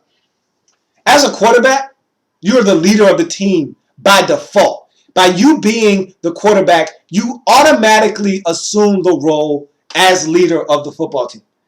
And it's your job, whether you believe it to be your fault or not, you got to take the blame. That's what all the great quarterbacks do. You come out to the press conference after the game, and if you throw an interception, and look, no one knows other than you and all the players and the coaches in that locker room who was at fault for the turnover at the end of the game that cost you the football game. All right? If you throw a pick six that goes the other way and you lose the football game by 4, and they ask you a question in the press conference, hey, Robert, what happened between you and Hankerson on that mix-up? It's Robert Griffin III's job to step up to the podium. And look, he knows, Hankerson knows, the coaching staff knows, all the players in the locker room know that it was Hankerson's mistake on that route. Hankerson was supposed to run an out.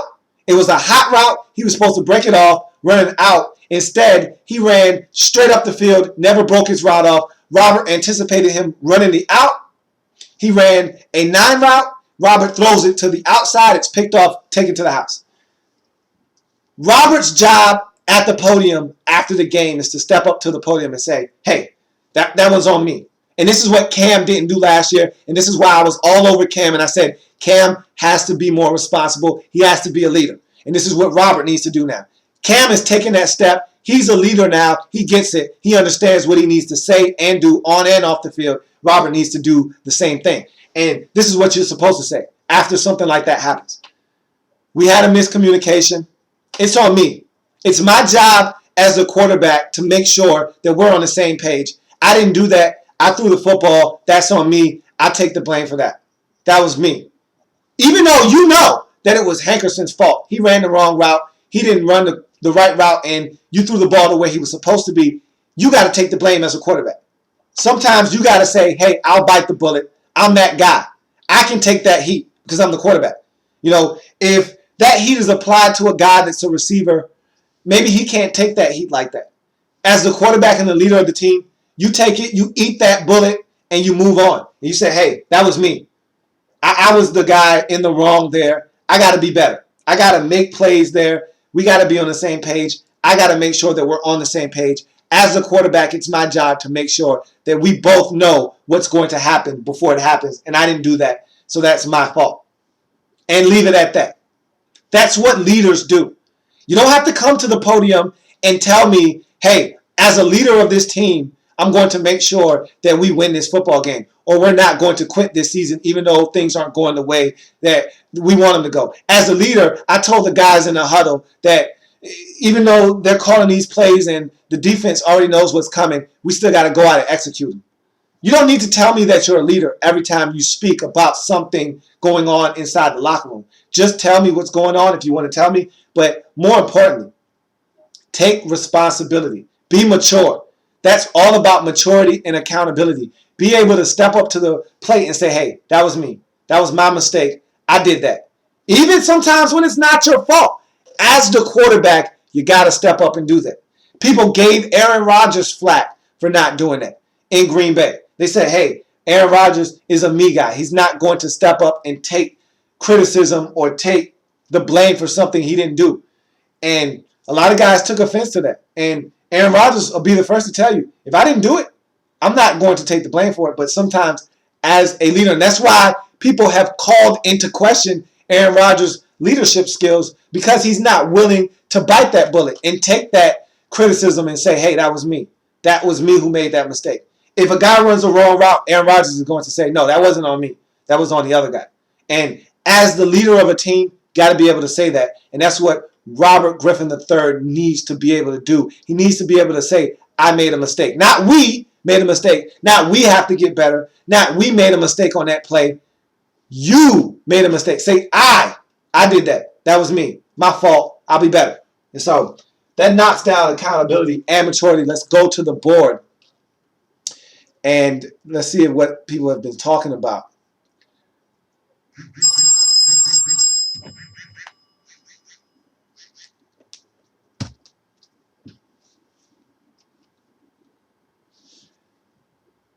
Reese says, I've been an NFL fan for years, and it always seems like the Redskins take a step forward, then two steps back. I can only agree with that, as I got a message here on my phone that I'm taking a look at. And I can only agree with that. I mean, that's been one of our biggest issues, is that last year we thought we were turning the corner. You know, we thought we had embarked on something special. And lo and behold, here we are in 2013. After winning the division, we're looking to comfortably rest in last place this year. And so, yeah, we took a huge step forward and two monumental steps backwards. And it's frustrating, especially when you feel like you've turned the corner. And we thought we had turned the corner last year. And we thought that last year wasn't an aberration. It wasn't one of these seasons where we got hot and won. We thought we were actually a good franchise. We thought that this was going to be the start of us winning on a consistent basis. Hasn't been the case. And yeah, that is frustrating. And that's why Bo said he felt like he'd been duped, because he thought that this last season where we won the division, made it to the playoffs, was the end of us suffering like this, but it has not been the case. Let's see. CT says, I think accountability is the main thing. As a quarterback, you never say nobody is getting open. Yeah, I agree with you. You can't do that. You can't make that statement. That's where the teammate that has been anonymous that came out and said that he's cold-blooded, that's what he was speaking to. You can't throw guys under the bus like that. As the leader of this team, like you always claim, as the leader of the team, can't do that. Those words can't come out of your mouth. You can't utter those words at a press conference because you can say a million words. Guess what words the media is going to focus in on and throw back into your face, and not only into your face, but into your teammates' face. What do you think they're going to say after you say that when they go stick a mic in Pierre Garcon or Santana Moss's face? What do you think they're going to say? Hey, Robert said nobody got open on that final play. How do you feel about that? And if you're pissed, you just lost a game, how do you think they're going to respond to that? They're going to get angry, and they're not going to be happy with Robert making that comment. And yeah, you can't say that. You're right. Absolutely, CT. You can't say that. Reese says the most important QB trait is humility. Has to know he's not perfect and he needs to point his thumb rather than his finger. Not saying RG3 is that. I just thought I'd share. Look, no, you're absolutely right. And that's the biggest issue a lot of people have with him is that he feels like, and you get the sense from him that he's the smartest guy in the room. And the thing that Cam did from year 2 to year 3 is that Warren Moon has been mentoring Cam Newton since he got into the league, and I think Warren Moon has done a fabulous job with him. And that just goes to show that Cam realizes that I don't know everything, and I need guys to help me on my journey to becoming a franchise QB in the National Football League, a winning franchise QB. I need help, and he's not too ashamed to admit that. With Robert, you always get the sense that he's the smartest guy in the room. You can't tell him anything because he already knows the answer. And so when Donovan McNabb extended an olive branch to him and said, hey, I'd love to sit down and talk to you and have my dad talk to your dad and my mom talk to your mom because your parents have been making mistakes in the media and my parents have been there, done that. They can help you, and your parents and learn how to navigate through this thing called the media in the NFL. And he just shut Donovan down like, hey, I don't need your help. Who are you? And that's not the way you go about things. And again, that's just how Robert comes off as snarky, like he knows everything and that it just seems like he's not willing to accept help from someone else on the outside. And he could definitely use it. And that's where that humility that Reed speaks about comes from.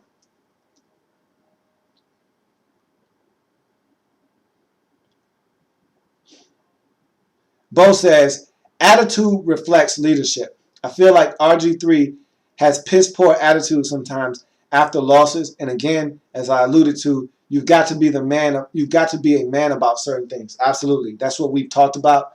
He's got to have culpability and be able to say, yeah, that was on me.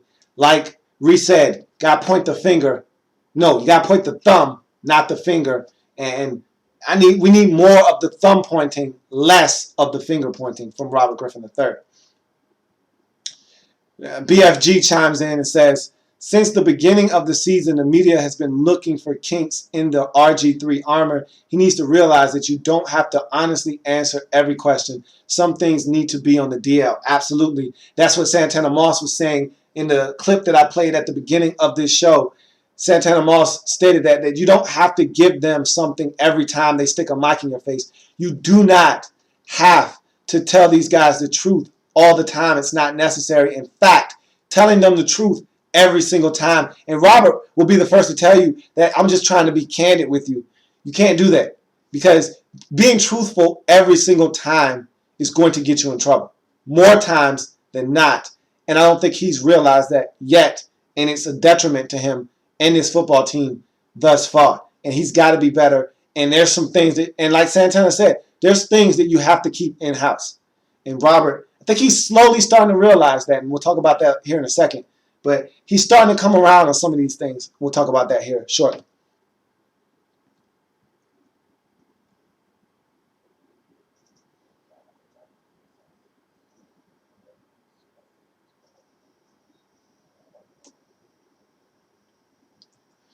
Gio says, if the Redskins could at least get the Rams out of the 10 or the 15 picks, I'll be happy. That's kind of sad to look at the best. Yeah, I know. I don't want to give the Rams a high pick. I've been talking about that for the longest time. A good viewer of mine, C-Dub, always gets mad at me. He's a Rams fan, and he says, I want you guys to lose the rest of your games because you don't want to give us a high pick. And I told him, look, man, I don't want to give away a top 10 pick. I don't want to give away a guy that's going to come in and immediately have a huge impact in St. Louis because that's supposed to be us. You know, there's no silver lining in this season for being garbage. At least in the past, you could say, well, at least we're getting a high draft pick. There's no compensation for being bad this season. And that's why when the trade was made for Robert Griffin III for me, I didn't have a problem with it. Because of last year, I said, we're going to be good from now on. So that pick in the first round, next year and the year after that, and wherever, and how many picks they're getting from us, those picks are going to be in the back half of the first round anyhow. So I don't care. I mean, what good is it if we give you the 27th pick in the draft? You might find a gem back there, but good luck with that. You know, I felt good about the picks that we were going to be giving up because we were a good football team. Now that we stink, or as they say in Waterboy, oh no, we suck again. Now that we're not playing good football again, those picks are higher now. I don't want to give that to the Rams. So yeah, Gio, I'm with you on that all day. BFG says, oh, and by the way, I really don't care about my QB being a hothead, poor with his words, immature, whatever. He only needs to hit a wide open Paulson in the back. I hear you, BFG, man. Look, Robert has to watch what he says. I don't have a problem with him showing emotion either. He does need to choose his words wisely, but yeah, I'm more on the side of, hey, you need to get it done on the field, and I'll talk about his play here in a second. But I'm more with BFG on the notion that, hey, all of the stuff that he says in the media, because remember, like I said, the difference between this year and last year is winning. Last year, he was running his trap just like he's running it this year. The difference is we won last year, so everything wasn't a story. There are other things to talk about. Now that you're losing, everything's a story because there's nothing to talk about on the field because we stink. So if he hits that pass to Logan Paulson for a touchdown, maybe. We're not having this discussion. If he throws a pass to Logan Paulson on 4th and 1 and completes it and it gets a first down, maybe he won't have to answer a question about that pass in the press conference post-game. So, yeah, I need his play on the field to step up so that we win football games and we're not answering half of these questions like we have to right now.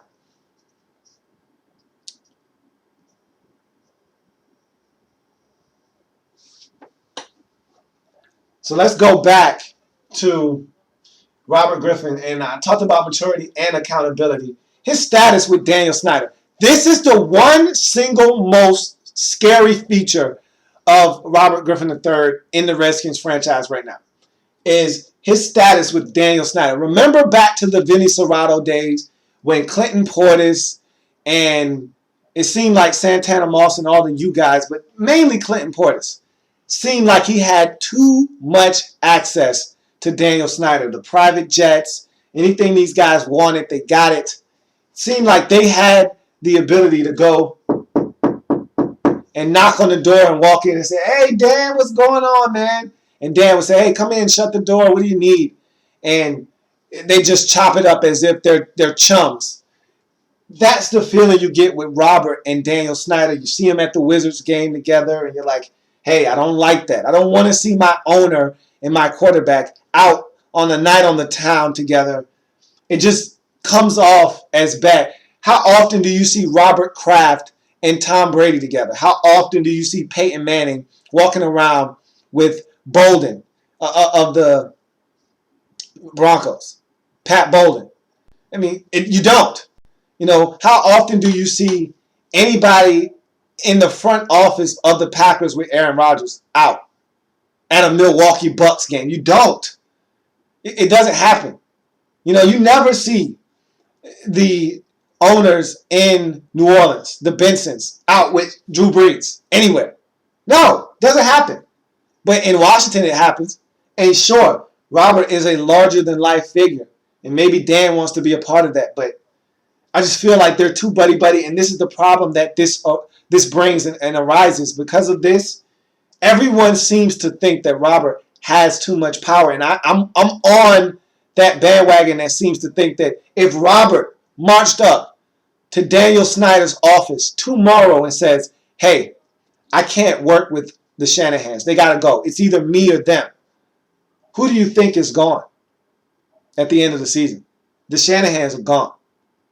And if he says, hey, I'd like to see if we could make a run at my ex-college coach, Art Briles, who do you think Daniel Snyder is going to have our GM, Bruce Allen, get on the phone right away and see how interested he is in coming and being the next head coach of the Washington Redskins?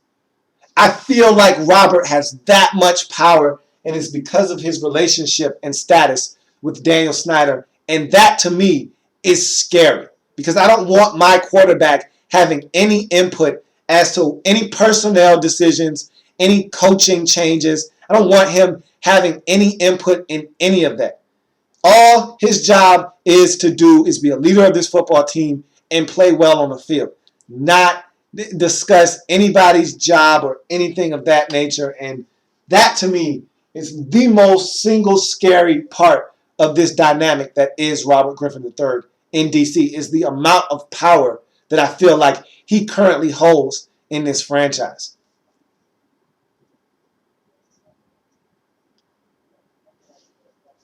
I couldn't have said it, and I've said this already, and I can't say it any better than that, AR. Winning is a cure for everything. Exactly. You look at the next thing on the Robert Griffin III board, a relationship with the Shanahans. And look, I've talked about this ad nauseum already.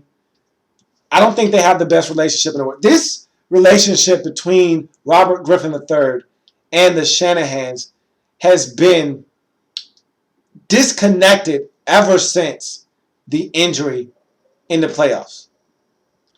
There was a element of trust that went out of the window between both sides mutually. When Robert was injured and Mike asked him, was he okay to go back in the game? And he said yes.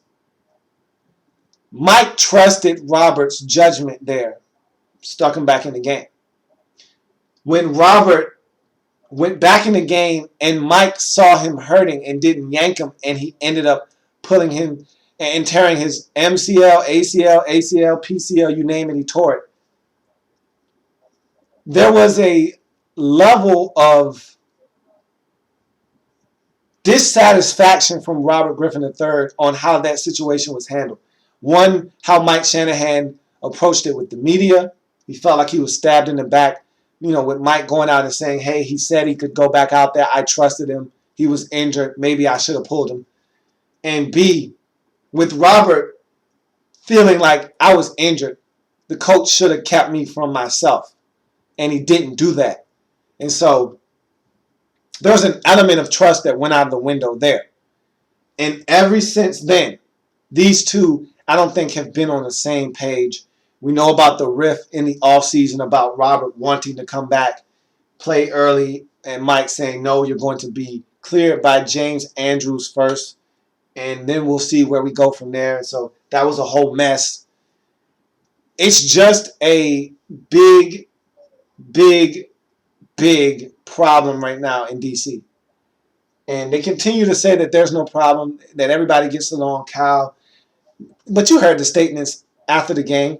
Robert absolutely threw these guys under the bus, ran over them, put the car in reverse, ran over them again, put it back in drive, and ran over them one final time with the statements that he made about them being out-coached, essentially, and the Eagles were all over us, and it's frustrating and demoralizing that,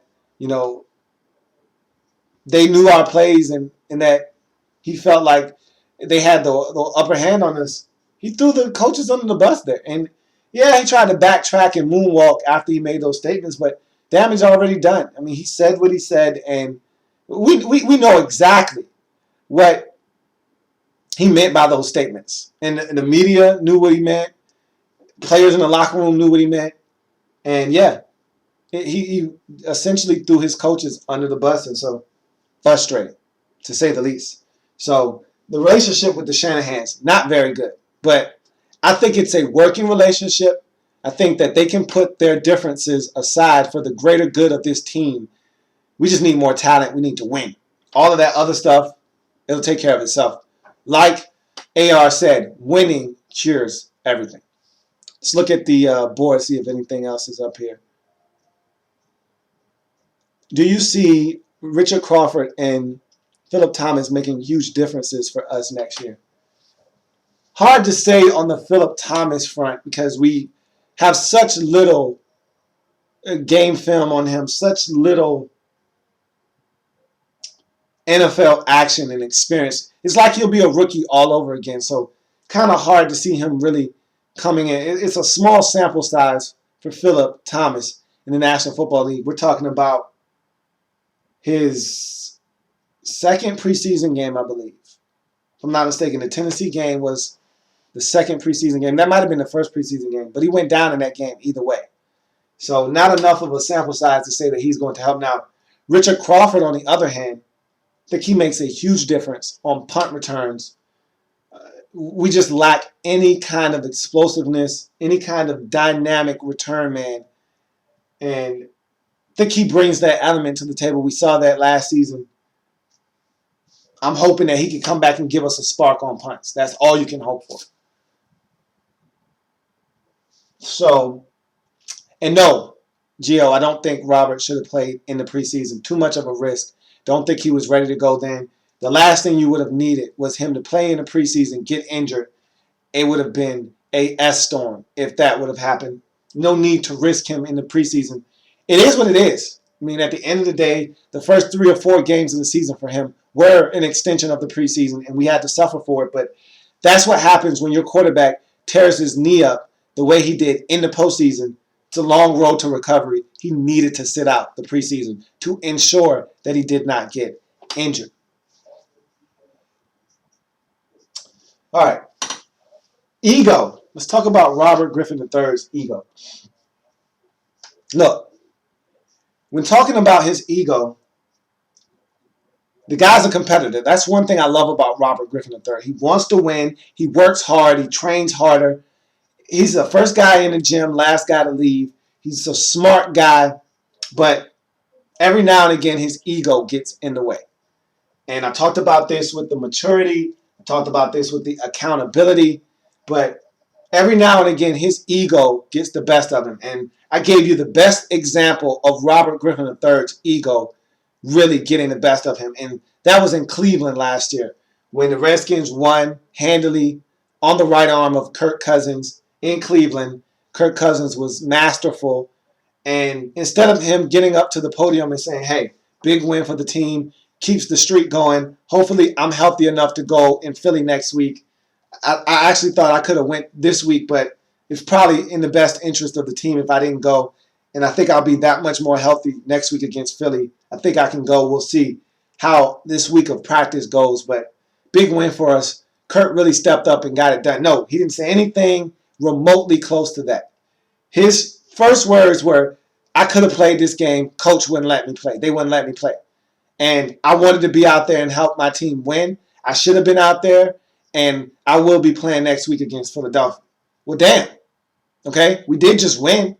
Kirk Cousins did play a good football game. What are you so bent out of shape about?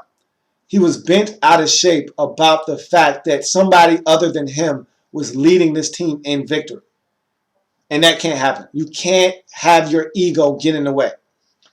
In the offseason, you want to know why he was rushing to get back, why he wanted to be the guy under center in the preseason? Not because he wanted to get snaps and reps and be ready. Not because he felt like, this is going to help him prepare for the season better. He wanted to get back in there because he didn't want Kirk Cousins to take his spot. He didn't want Kirk Cousins to come out and played well in the first 2 games of the season and have people say, hey, why take Kirk Cousins out? He's playing well. And he didn't want that controversy to potentially start brewing. So his answer to that was, I was ready to go. They need to put me in the game like right now. And so his ego is humongous. That's part of the reason why he doesn't point the thumb, but he points the finger, because in his mind, he hasn't done anything wrong. And that's usually a sign of a guy with a huge inflated ego. And he needs to deflate that ego somewhat, come back down to earth. And again, we don't know him in the locker room. I'm pretty sure he's a down to earth guy. Probably one of the coolest guys to be around in that locker room. He seems like a funny guy. But we definitely see the arrogance. You know, the sense of entitlement, the sense of, I'm the smartest guy in the room. You get that feel when you listen to him talk, and you get that feel when he makes some of the comments that he makes. It's frustrating. It really is. Leadership. And I'm not going to stay on that long. Look, Santana Moss, I thought, did a great job of essentially nipping that in the bud with one statement. And that statement was, if you're a leader, you don't need to tell people you're a leader. If you're a leader, guys know you're a leader, people know you're a leader, and you don't need to reiterate that every single time you're speaking to somebody to let them know you're a leader. If you're a leader, go out, lead by example, or lead by your words. He leads the team in pregame. If you watch the Redskins before a game and they're in a huddle, he's the one giving a speech in the middle of the huddle. You know, he's the guy that's getting everybody in. Oh, on three, 1, 2, 3, skins, whatever they say. You know, he's the one doing all of that talking. So, yeah, he's a leader on this team. I just don't need you to make sure that you tell us that every single time you get a chance to. His play, to me, this is the most important part. Forget about all the other stuff, because with his play being better, all of this stuff is minimized. Anyhow, with the exception of the Daniel Snyder thing. That is a scary situation. But his play, for me, minimizes all of this stuff if his play is better. And his play has been up and down this season. So that's where a huge problem is. Let's look at some of these comments.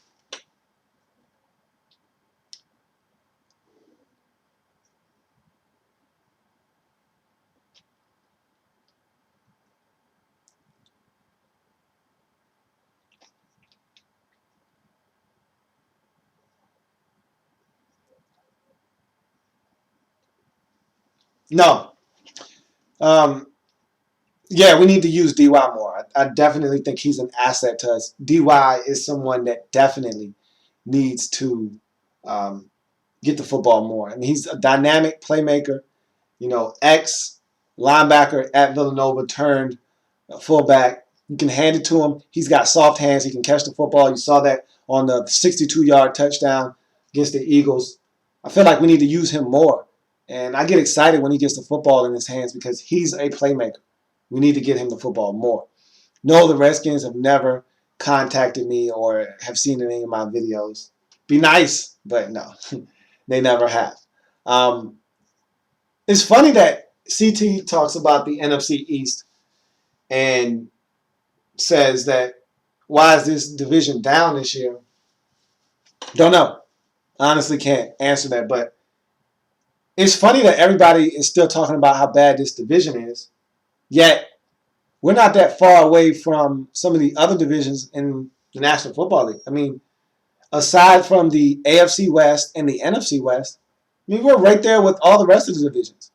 Heck, the AFC North only has one team above 500. Everybody else in that division is 4-6. Our division is 4-6, 5-5, and 6-5. They got 1-7-3 team or 7-4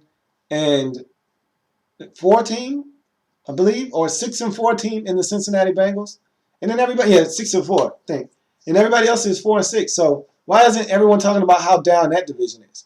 What about the Houston Texans division? I mean, Houston and Jacksonville are train wrecks. Then Tennessee is 4-6, under 500, and then you just got the Colts at 7-3. So what makes that division better than the NFC East? I don't really get. Look, this is the thing. the media has an East Coast bias. So they want to talk about the NFC East all the time. So there's this expectation that the NFC East is the best division in football and that they're this and they're that. And when you have a season like this is when you get the criticism and guys talking about how bad this division is. But in all honesty, this division isn't that much worse off than some of these other divisions. In fact, it's better. So yeah, this division is down this year. Though. I didn't expect this division to be where it is right now, but it's not as bad as people make it out to be.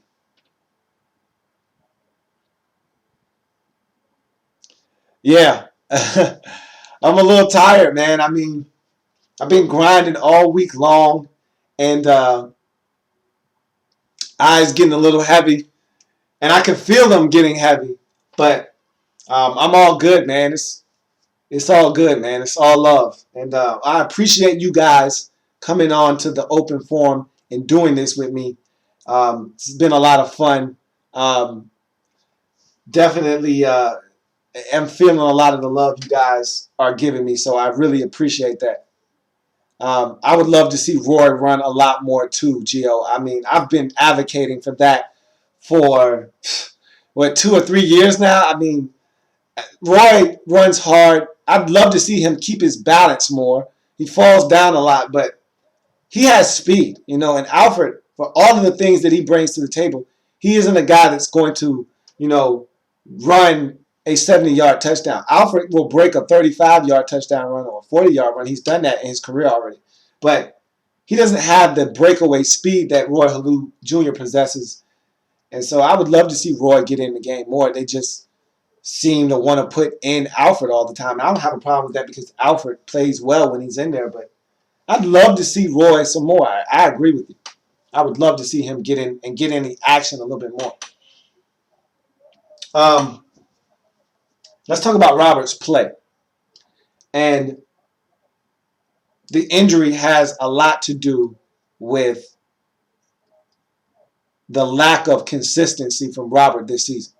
And I think we can all agree that the lack of the offseason, the OTAs, the mini camps, and even training camp to a certain extent. He wasn't 100% in training camp. He wasn't doing the 7-on-7s, the full contact drills. He wasn't getting in on the scrimmages and the practices in training camp. So he missed a lot of time, a lot of valuable time. And I don't think he got to work with his receivers and the timing and all of that stuff well in the offseason. So there's a lot of things that goes into him playing the way he's playing. We know that the knee is not 100%, and he's got to wear that brace, and he probably would be even better if he didn't have to wear the brace, but it's a precautionary thing. He needs to wear the brace this season, and so you take away some of the explosiveness, which you can see he's slowly getting back, but he's not all the way back there yet. My thing is he's missing too many wide open passes, and that's something he didn't do a season ago. The decision making was off the charts. 5 interceptions in your rookie campaign, you can't play much better than that. But this year, he's making some questionable decisions, like the one against the Eagles where he throws the ball up for grabs and it's picked off and the game is ended. He's, not making decisive decisions in the pocket.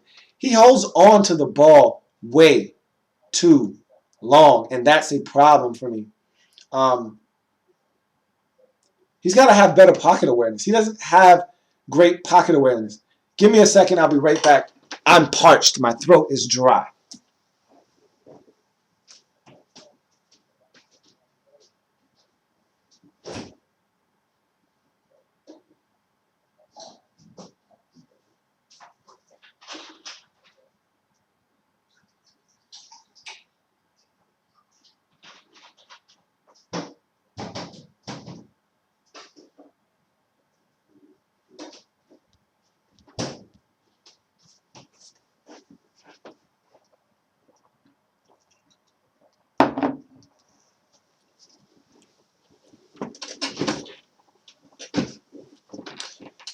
Now,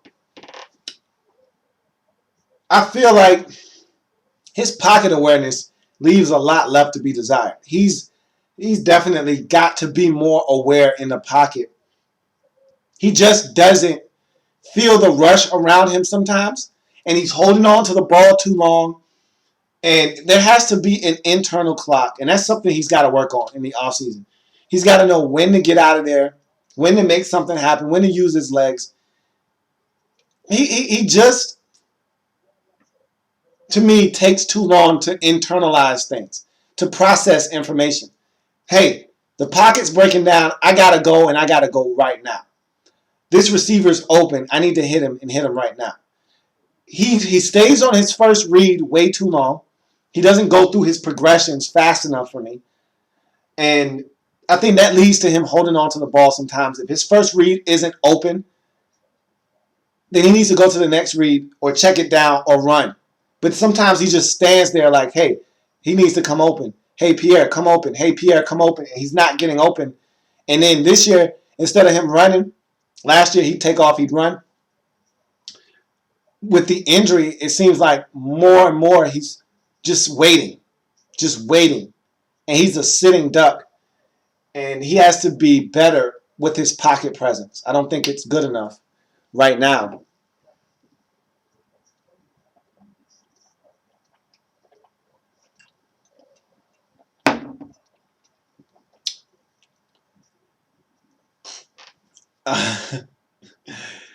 Yes, I do watch all of the games on NFL Rewind.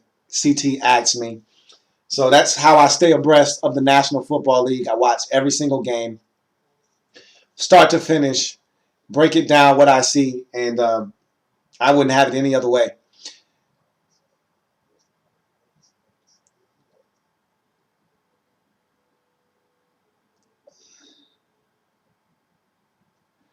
Gio, you must live out in the West Coast.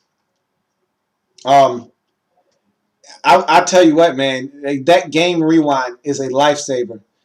Um, it definitely do you some good to invest in that. I think just for one team, it might be like half, like $40. You need to look into that, man. If you want to watch the Redskins game start to finish, Game Rewind is where it's at on NFL.com. It'll really give you a chance to catch up with your boys if you can't see them live because you live in a market where they're not on that often, like San Diego. So, yeah, definitely want to check into that.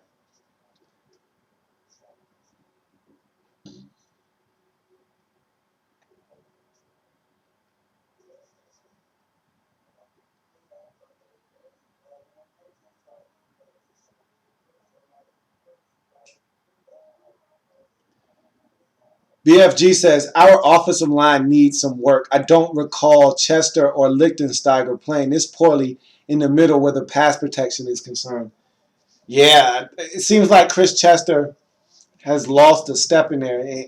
When we got him in free agency, he wasn't a spring chicken already, but, I mean, he was baptized against Kevin Williams and the Vikings, and we do need to upgrade this offensive line. I think that is for certain. I think that's not even up for debate. No, our offensive line is something that definitely needs to be addressed. I think right tackle is where a lot of people feel like a lot of the issues have stemmed from, but we've been getting beat up the middle, like you said, BFG. I mean, that Vikings game was atrocious. I mean, that was as bad as you could get from a pass rushing standpoint inside. The worst type of pressure for any quarterback in the National Football League is the pressure that comes right up the middle. I mean, you can't run. It's hard to react to. And so your guys have to be stout up the middle, and we haven't been this season. So, yeah, that's a concern, something that the Redskins will definitely have to look at. Yeah.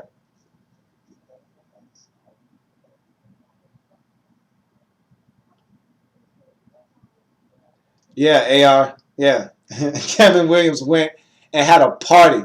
He had a fiesta. He had a fiesta against us. It was tough. It was tough to watch. It really was tough to watch. Yeah, he really beat us up. So, yeah, our interior guys haven't been the greatest this season. That is definitely a valid point by BFG. Um, Robert just has to play better. You know, all of this stuff will go away as he plays better. And I think With his health comes better play, more accuracy, more athleticism. All of that stuff goes hand in hand. An upgrade to the offensive line would help him tremendously. I'm not sure if he's reading the field. I'm hearing people talk about him only seeing half of the field. I wouldn't doubt that with the way that he plays sometimes. I wouldn't doubt that he's not reading the whole field. So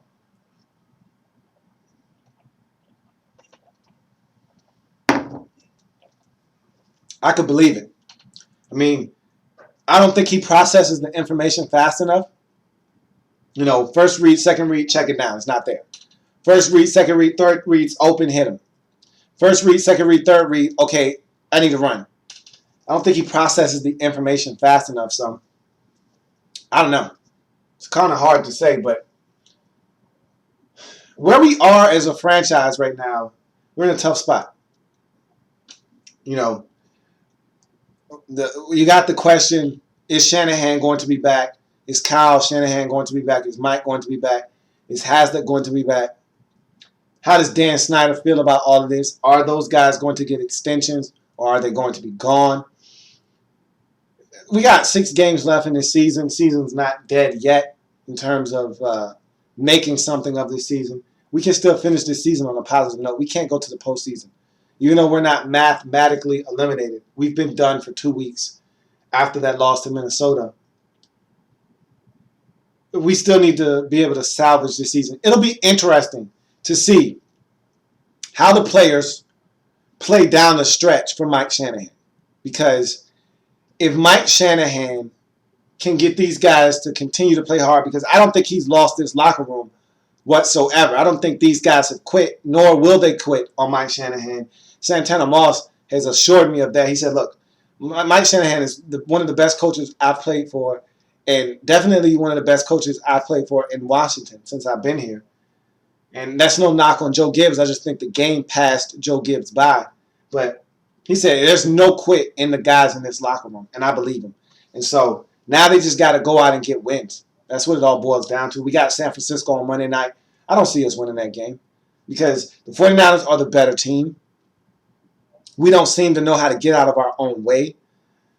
And we just make too many mistakes. And that's what bad teams do. You find ways to lose. Last year, we were a good team, and we found ways to win. This year, we're a bad team, and we're finding ways to lose. And so, like I said, as a Redskins fan, I've been preconditioned to think the worst, hope for the best. And so that's the way I approach things nowadays. Is expect us to lose, hope we win. And so we'll see how it all turns out. But see, Cameron Nelson is chiming in. He says, I think as far as press conferences go, Robert Griffin III needs to take a look on how Russell Wilson and Andrew Luck handle their press conferences. I mean, he could definitely take a page out of those guys. Look, Andrew Luck doesn't give you anything. Anything. He gives you nothing. He's as boring as it gets.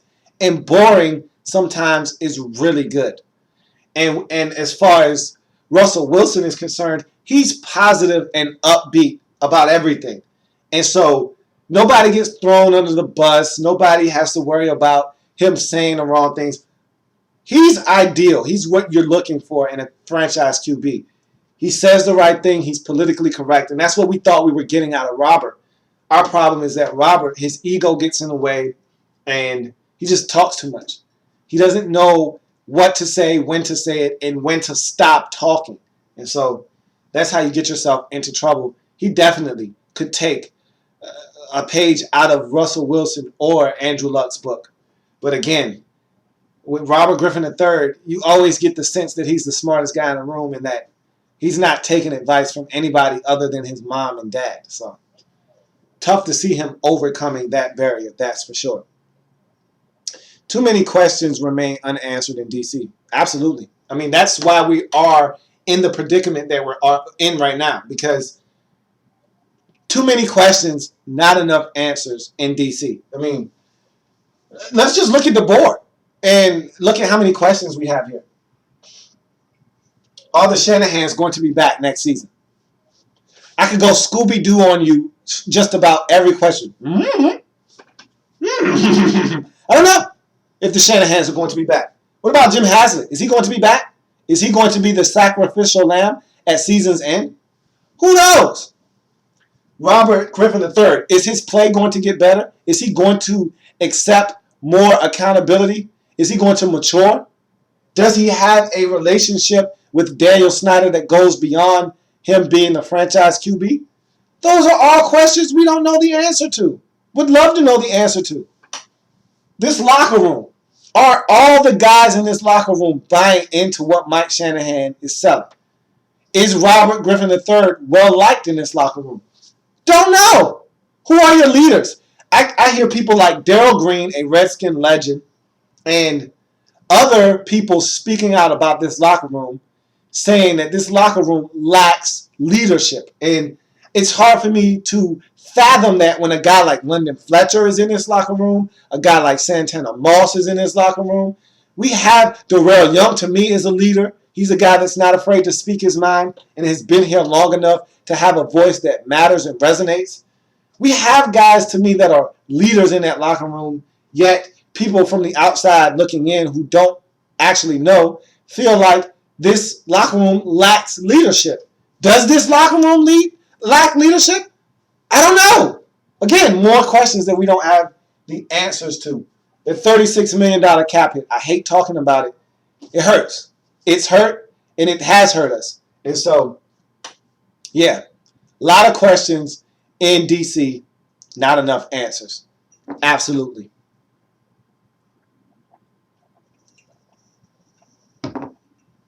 And so,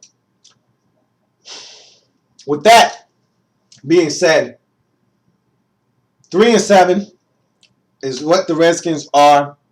Monday night matchup versus the San Francisco 49ers. And I just say you got to play this thing out and try to get as many W's as you can. You already don't have a first-round pick. So you got to go out and you got to try to get as many wins as possible. I think that's what you got to do if you're a Redskins fan. That's what you got to hope for. If you're a player, that's what you got to go out and do. Execute, and then just let the chips fall where they may. It's so hard, to see how this thing is going to unfold just because of how this season has went thus far. It just feels like we're back to square one in DC, and that's so frustrating because we thought we turned the corner, but obviously we have not. So thank you all for joining me here on this Redskins Report open forum. It's been a blast. Thank you for all the participation that I received, and it's been absolutely fun. I've got to do this again, and maybe next time we'll open it up to discuss everything in the National Football League. I'm thinking about doing a show similar to this entitled In the Lab Room Live and having it be on Fridays.